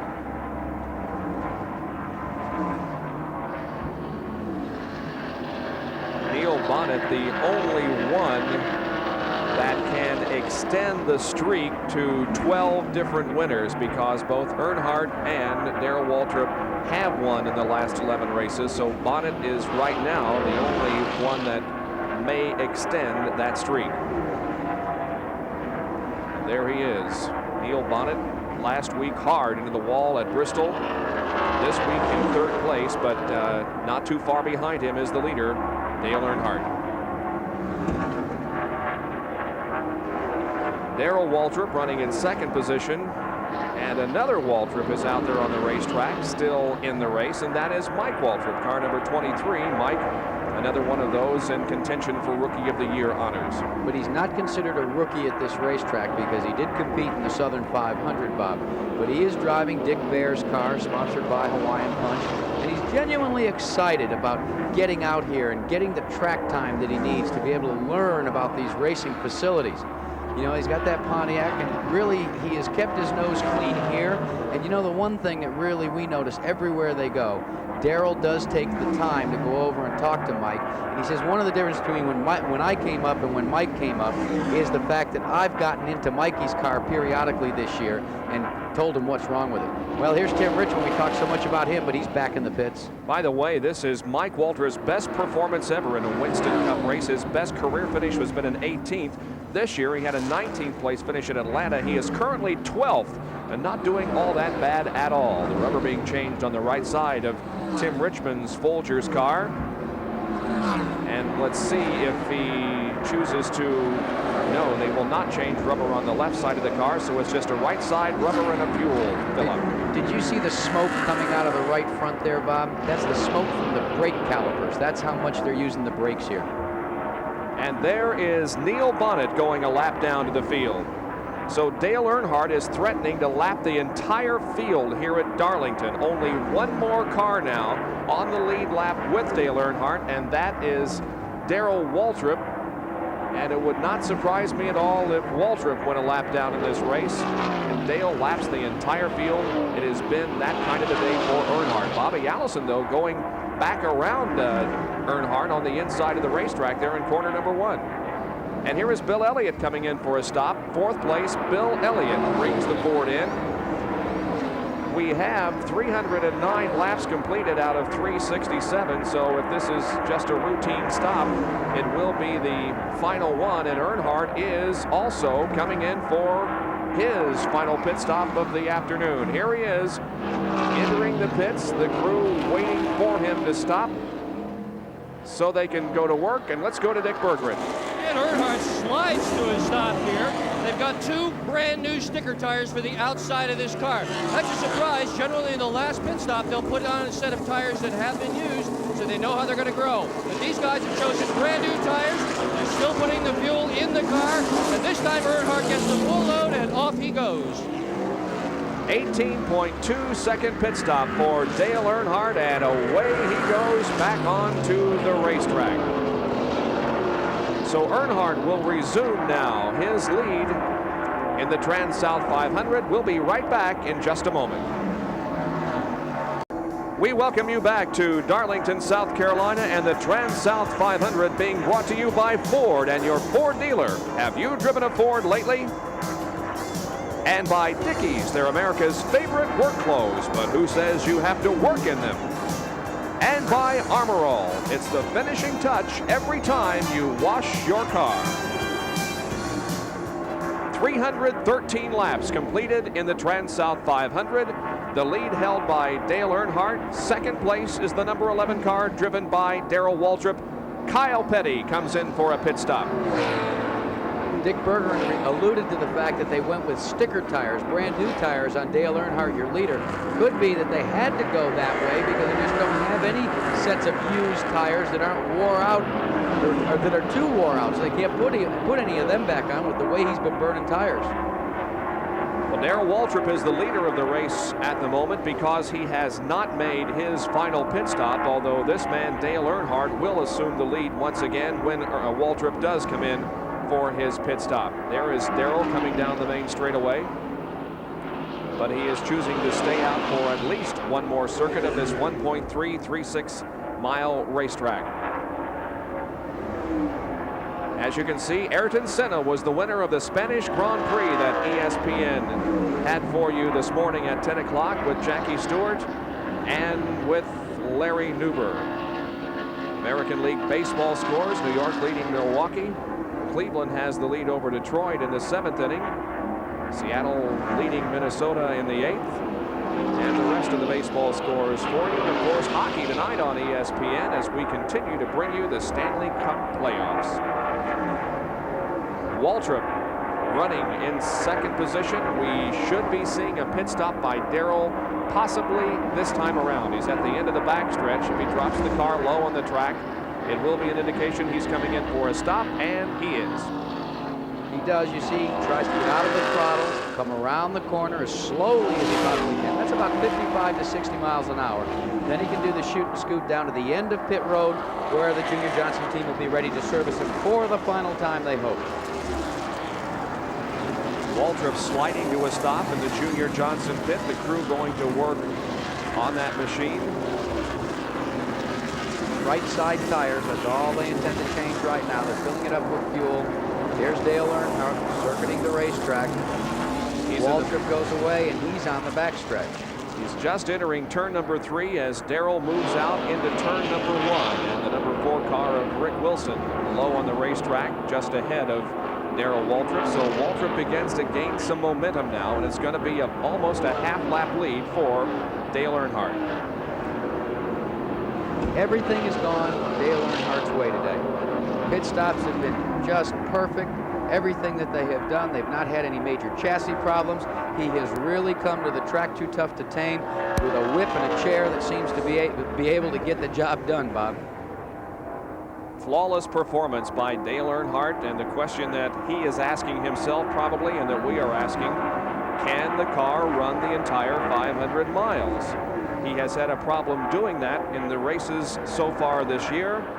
Last week at Bristol, the car giving out on him with just 3 laps to go. And it could very well be a situation like that here this afternoon, although Earnhardt certainly deserves the win because of his flawless performance here this afternoon. An important point to make is that if Earnhardt were to win here, this 11 win streak would be stopped, but it would also start again because Dale started this streak back in Martinsville last year as Harry Gant visits the pits. Look at how bad that car's been torn apart. They've just taken jackhammers to it, pulled all the sheet metal away. It looks like a cross between a Grand American and a modified and a sprint car. But it still runs, and of course Harry is concerned with getting as many Winston Cup points as possible. Earnhardt off the 4th corner once again, completing lap number 321. Still some tire smoke off that car, but it's not a serious situation as it appears to be handling very well. There's J.D. McDuffie in car number 70, the Rumpel Furniture Pontiac. J.D. not a rookie to this type of racing by any stretch of the imagination, but not a regular at the same time. He was recently featured as having the longest losing streak in NASCAR. But he's always here. He comes week in and week out. And, you know, people don't realize just how difficult it is for an independent. You don't get your tires for free. You don't get your bodies for free. Everything you pay cash for. And each one of those tires that he puts on goes about $160. So it gets expensive for JD to come week in and week out. And it's very evident that JD has a lot of race fans out there, because he has made the Invitational that we'll be telling you about in just a few moments as we continue to cover the TranSouth 500. Laps completed out of 367 in the TranSouth 500. Dale Earnhardt is the leader. Darrell Waltrip is running in second spot. Bobby Allison is third, but Waltrip is the only other car on the lead lap. Running right ahead of Dale Earnhardt right now is Bobby Allison. There's a good close-up of Dale as he moves through turns number 3 and 4. Well, we mentioned the Invitational race that will be coming up during the month of May. It's a field selected by the fans. Here's Jackaroo. NASCAR fans selected the 14-car starting field for the Atlanta Invitational, and there were some surprises. Bobby Allison, Arrington, Baker, Hillen, McDuffie, Means, Parsons, Richard Petty, Richmond, Ruttman, Speed, Trevor Boyes, and Dave Marcus. But the biggest surprise was maybe the top vote getter, who got over 130,000 votes. The man who received 132,000 votes and will start on the pole, the guy who started off leading the balloting and continued throughout the deal, driving his 711 Wood Brothers Ford, Kyle Petty. Kyle Petty was flattered, to say the least, by the fans' response. It's a real honor, you know, to have the fans vote for a deal like this, and to be able to get the most votes against people like my father and Benny Parsons and you know, Bobby, the guys that have been around a long time. So, you know, I think it's a pretty big deal. For independent drivers like Arrington Boyes, Means, and J.D. McDuffie, simply making the field was an honor. In your wildest dreams, did you ever envision that on May 11th you'd be turning a wheel at Atlanta in the Atlanta Invitational? I felt like I'd made enough friends and fans over the years to where I would, and I really appreciate them coming out and voting for me. The 100-lap, $300,000 Atlanta Invitational takes the green flag on Sunday, May 11th. Companion to the Winston, the $500,000 winner's race, and you'll see it all here on ESPN. We're very excited about that racing doubleheader that day in Atlanta, the Winston, and then the Invitational should provide for an exciting day of racing here on ESPN. And there's Kyle Petty, the top vote getter in the Invitational. He is 9th here in the TranSouth 500. And you know, the rest of those vote getters are going to have to go through time trials, so that was a big break for Kyle Petty. He and the Wood brothers will be able to set up for the race. Won't have to worry about going fast, just go for the 100 miles, and they'll have an extra day while the rest of them try to qualify for a position. Only the pole position that is locked in. Correct. As you can see, Kyle is off the pace in this race, but nevertheless is in the top 10 at this moment. Earnhardt is the leader of the race. And Darrell Waltrip, the only other car on the lead lap. And Earnhardt's advantage over Darrell Waltrip is about 3/4 of a lap. So Dale is not in danger of losing the lead unless something goes wrong with the car. There's Bill Elliott, who is slowing on the racetrack, certainly off the pace. And it has not been a good weekend for Bill all around. No, it hasn't. And there you can see one of the Elliott brothers running back to the truck to get what is ever needed. I'm sure they've radioed in and said, look, I need such and such a part. So he's been sent over there to get the part, and they'll be coming in to initiate the repairs on that car. Bill trying to gain some experience on the road courses for the L&R Series that will be coming up. He has competed in several IMSA races this year and has been doing quite well, as a matter of fact, for the Jack Roush team. You know, he won his first Winston Cup race on a road course in Riverside, California. He's been an accomplished road course racer ever since he's been in competition. Let's go down to Dick Berger, and he may have an update on the condition. Well, Elliott's problem is under the hood. They're raising the hood at this moment. The engine is silent. And they've got a new rotor button sitting right there as if they're going to put that on. Dan Elliott Elliott has just come back from the truck. He's got a new distributor. He has a new distributor cap. They are removing the air cleaner of this automobile, so Bill Elliott with a still engine on pit road. Probable cause electrical malfunction. Dick, that's about the second or third time today that we've seen this problem. Add to it the problems we saw on the Grand Nationals. There are an awful lot of electrical problems going down. Well, the electrical thing, Jack, is definitely something that's plagued an awful lot of competitors here. These distributors are required by racing rules to be very, very close to the kinds of stock distributors that you find on the street. Well, on the street, you only run about 3,300 RPM at 55 miles an hour. Here, you turn as much as 8,000 RPM, and the heat is also a much bigger factor on the racetrack.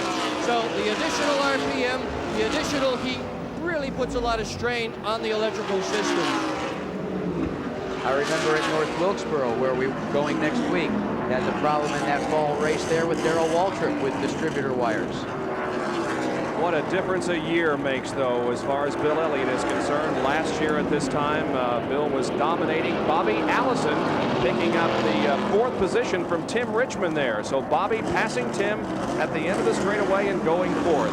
Elliott at this time last year was on his way to an unbelievable season, and this year things have just not gone well. He is, however, back out on the racetrack. Boy, and slowing dramatically is the Tim Richmond machine. He has really slowed down. Bill Elliott has gone back out, but Richmond most likely will be coming into the pit shortly because there's something wrong with that car. The domination of the TranSouth 500 at Darlington continues for Dale Earnhardt. We'll be back with more after these messages. Dale Earnhardt is still the leader here at Bristol, here at Darlington. Bristol was last weekend. North Wilkesboro was next weekend.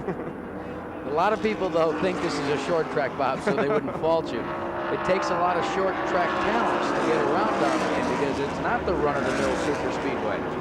The turns, the banking, as tight as it is, it gives it a physical abuse on the drivers, and you really have to keep your head about you all the time, just like you would on a place like Bristol. The turns in 1 and 2 are banked at 22 degrees, and 3 and 4 the banking is 20 degrees. We've been racing now for a little less than 4 hours, and I would think that the fatigue would be tremendous. Here is Tim Richmond's car coming into the pits with a flat tire.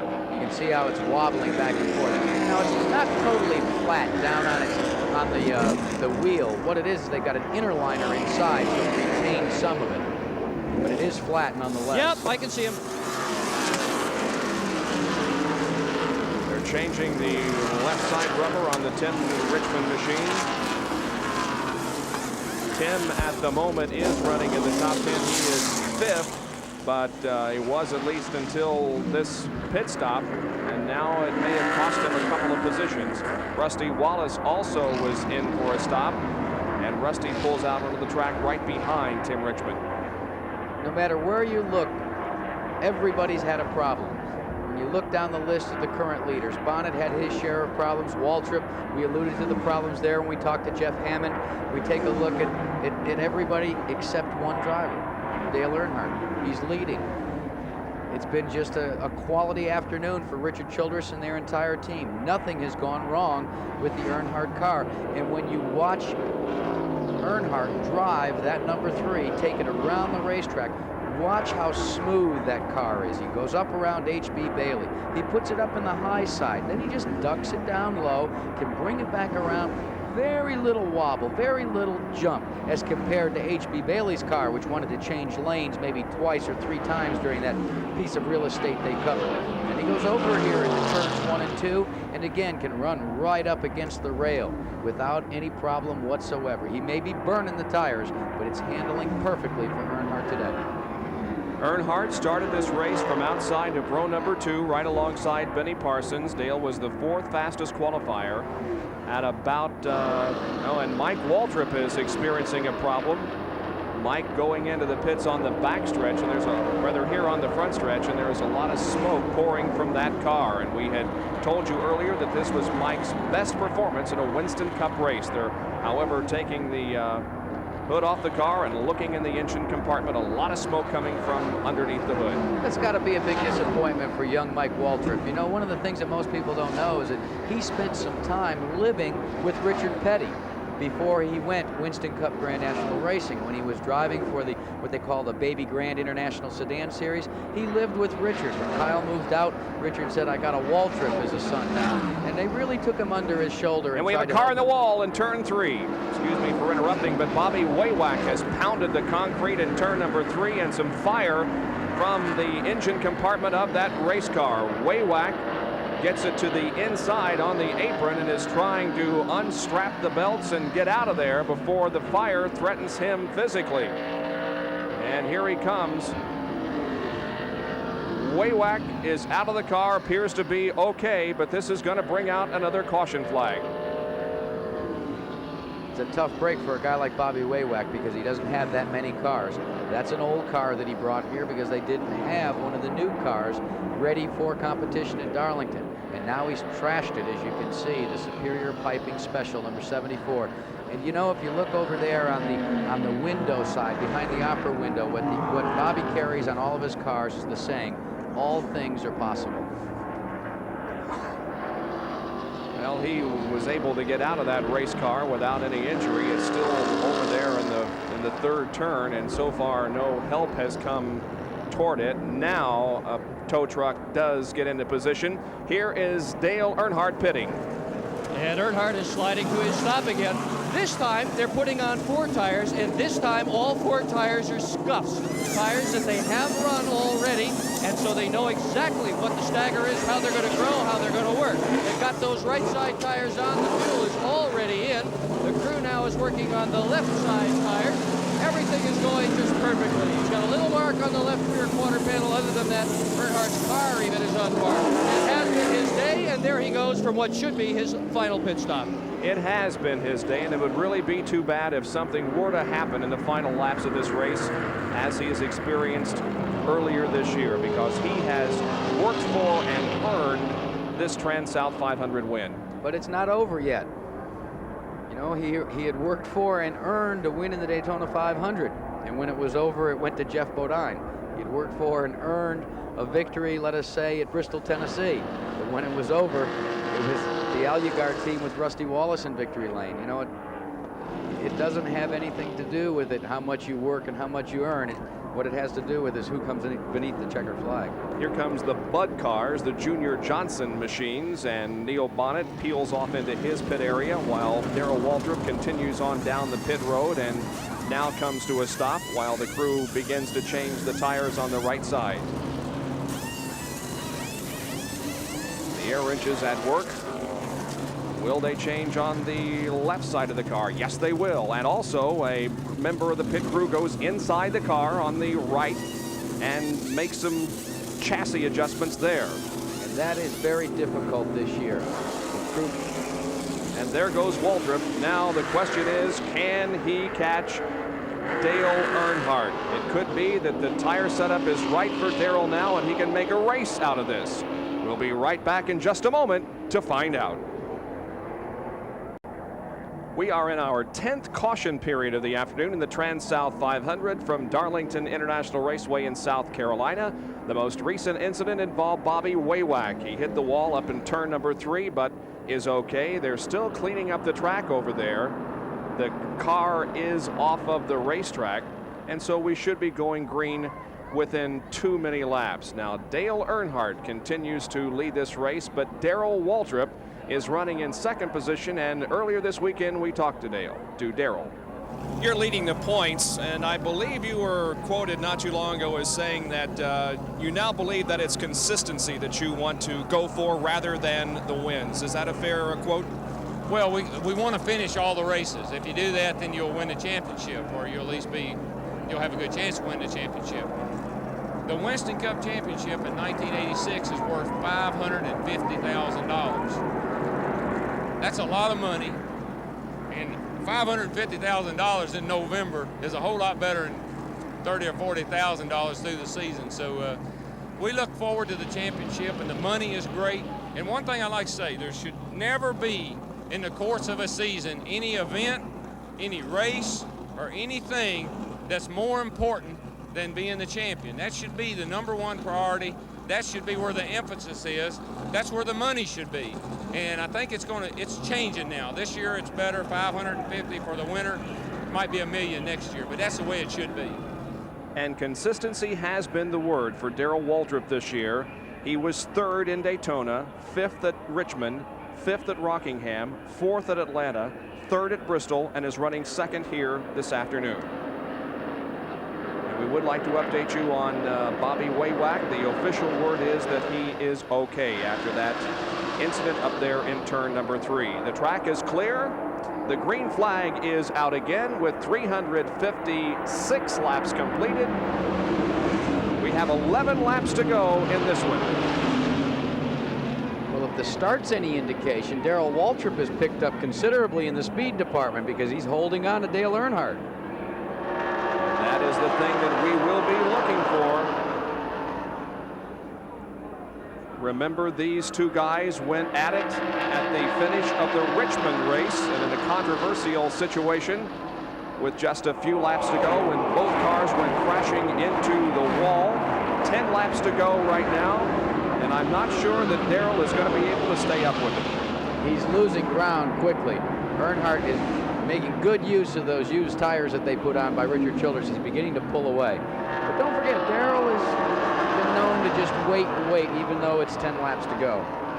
You know, one of the guys that has done a very steady job this afternoon is Richard Petty.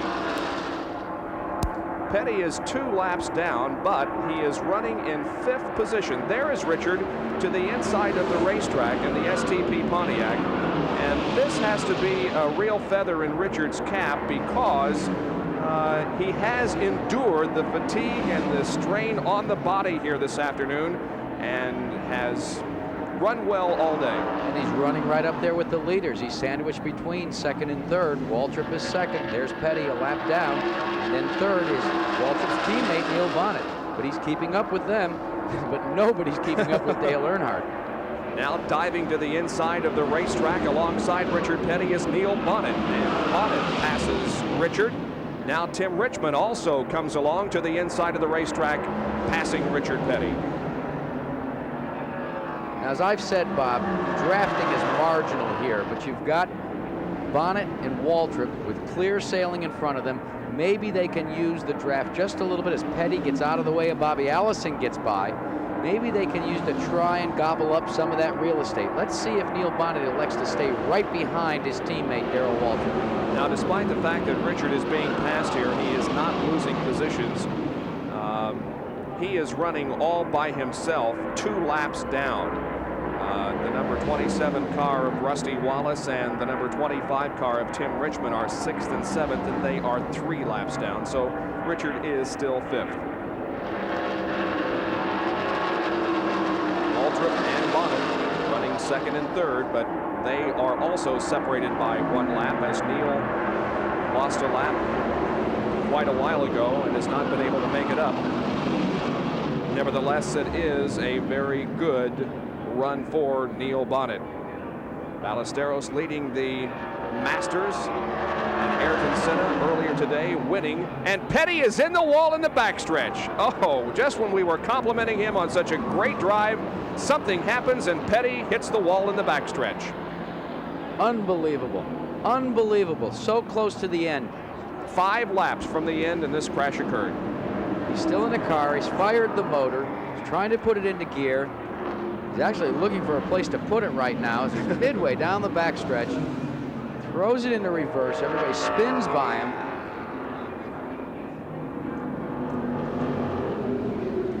What an ignominious way to end a day. Yeah, let's take a look at it. Unfortunate. Here's the replay. Well, it's at the tail end. He's already begun his pirouettes. 1, 2, going for the 3rd. Took a pretty good ride, but yeah. Didn't really hit the wall very hard, it appears. Here he comes into the pit area.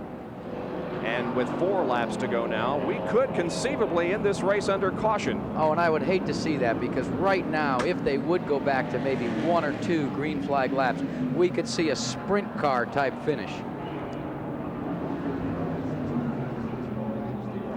Petty's crew is working on the right side of the car. They really didn't do much to it. They hardly even touched it. In fact, didn't even change tires and just sent him out with a disgusted look on all of their faces. They're obviously terribly disappointed.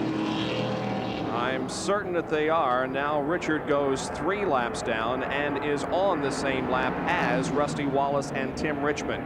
Now, Richard is now down to 7th position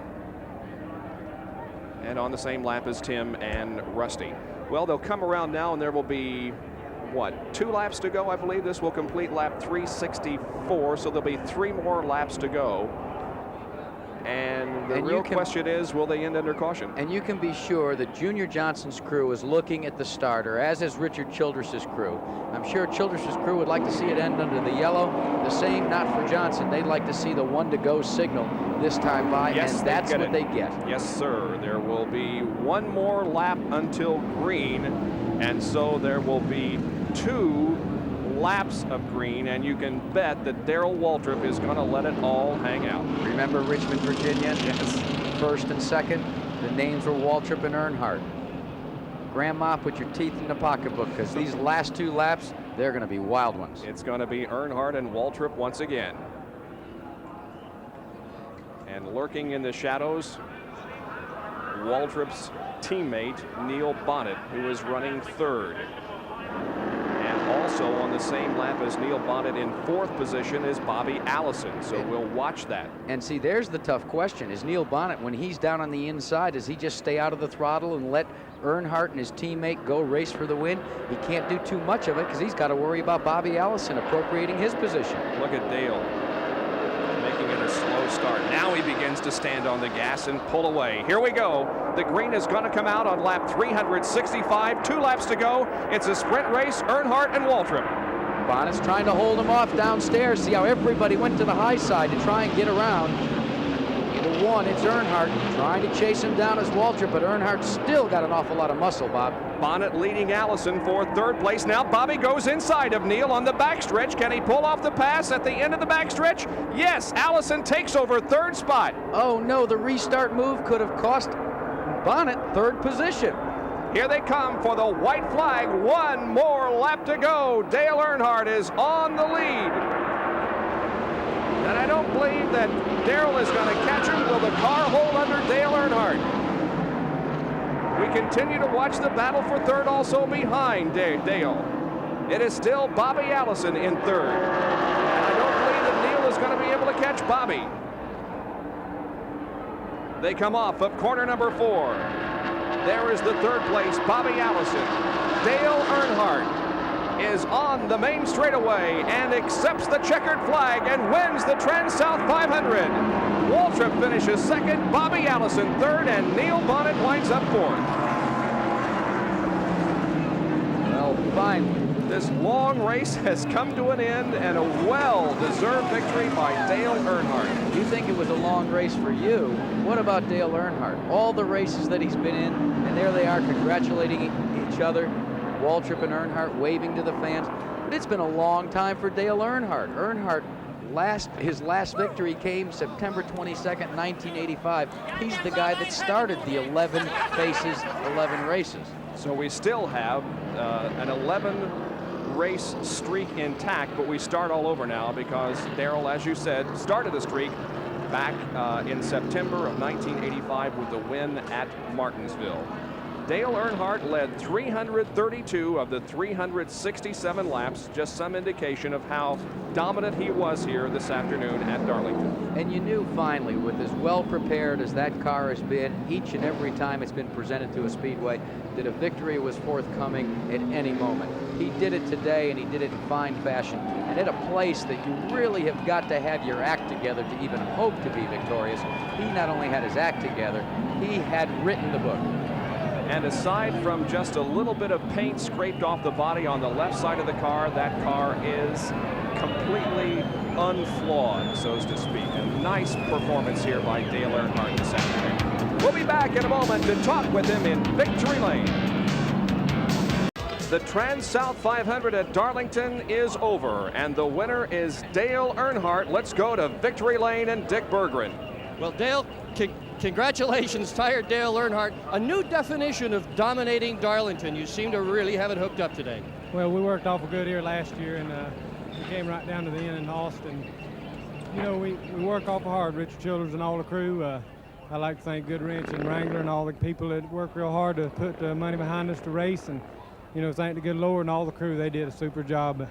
You know, old Darlington's a tough place to beat, and we beat her today. We outrun everybody, but we beat this racetrack today. It seemed as if you had no problems at all. Were there any problems during the day? Just a few close calls with slow cars, but other than that, everything went fine. How about your thoughts on that yellow flag changing to a green flag with only 2 to go? Did that worry you? Did you know you had everybody else covered at that point? Well, I've been so close at the end of so many races this year that 3 laps is all it took for the win or run second. And, you know, I told them on the radio, I said, well, here's that last 3 laps, they're spoofing us again. But we was a little stronger than Darrell, and I just kept her straight and come on home. A second yesterday in the Grand National race, a first today in the Winston Cup race. You must be looking at one of your finest seasons ever. Well, we are. You know, it's been a real good year for us all the way around in both divisions, and Richard and all the crew do a super job. The kids back home, you know, they support me, and my wife, Teresa, we all just having a good time this year. And the driver's having a good time, too. Back to you, Bob. All right, and our Winner's Circle interview has been brought to you by Goodyear Eagles. You either have Goodyear Eagles or you need them. Well, Jack and Dick and I will be back here at Darlington, South Carolina to kind of wrap things up for you on this Sunday afternoon. The TranSouth 500 won by Dale Earnhardt. The top 10 finishers here this afternoon. The winner, Dale Earnhardt. Darrell Waltrip finished second. Bobby Allison third, followed closely by Neil Bonnet.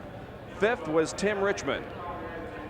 Finishing in 6th position was last week's winner, Rusty Wallace. 7th was Richard Petty, who spun and hit the wall late in the race. 8th was Bill Elliott. 9th was Kyle Petty, and 10th was Ken Schrader. So it was an interesting weekend for Darrell Waltrip and Dale Earnhardt. Waltrip won the Grand National race yesterday, and Earnhardt finished second, and they traded positions here in the Winston Cup race today. Jack? I tell you, I was most impressed by the comments by Earnhardt in Victory Lane when he said, we raced the track and we beat it. Indeed, they did. He really went after the racetrack.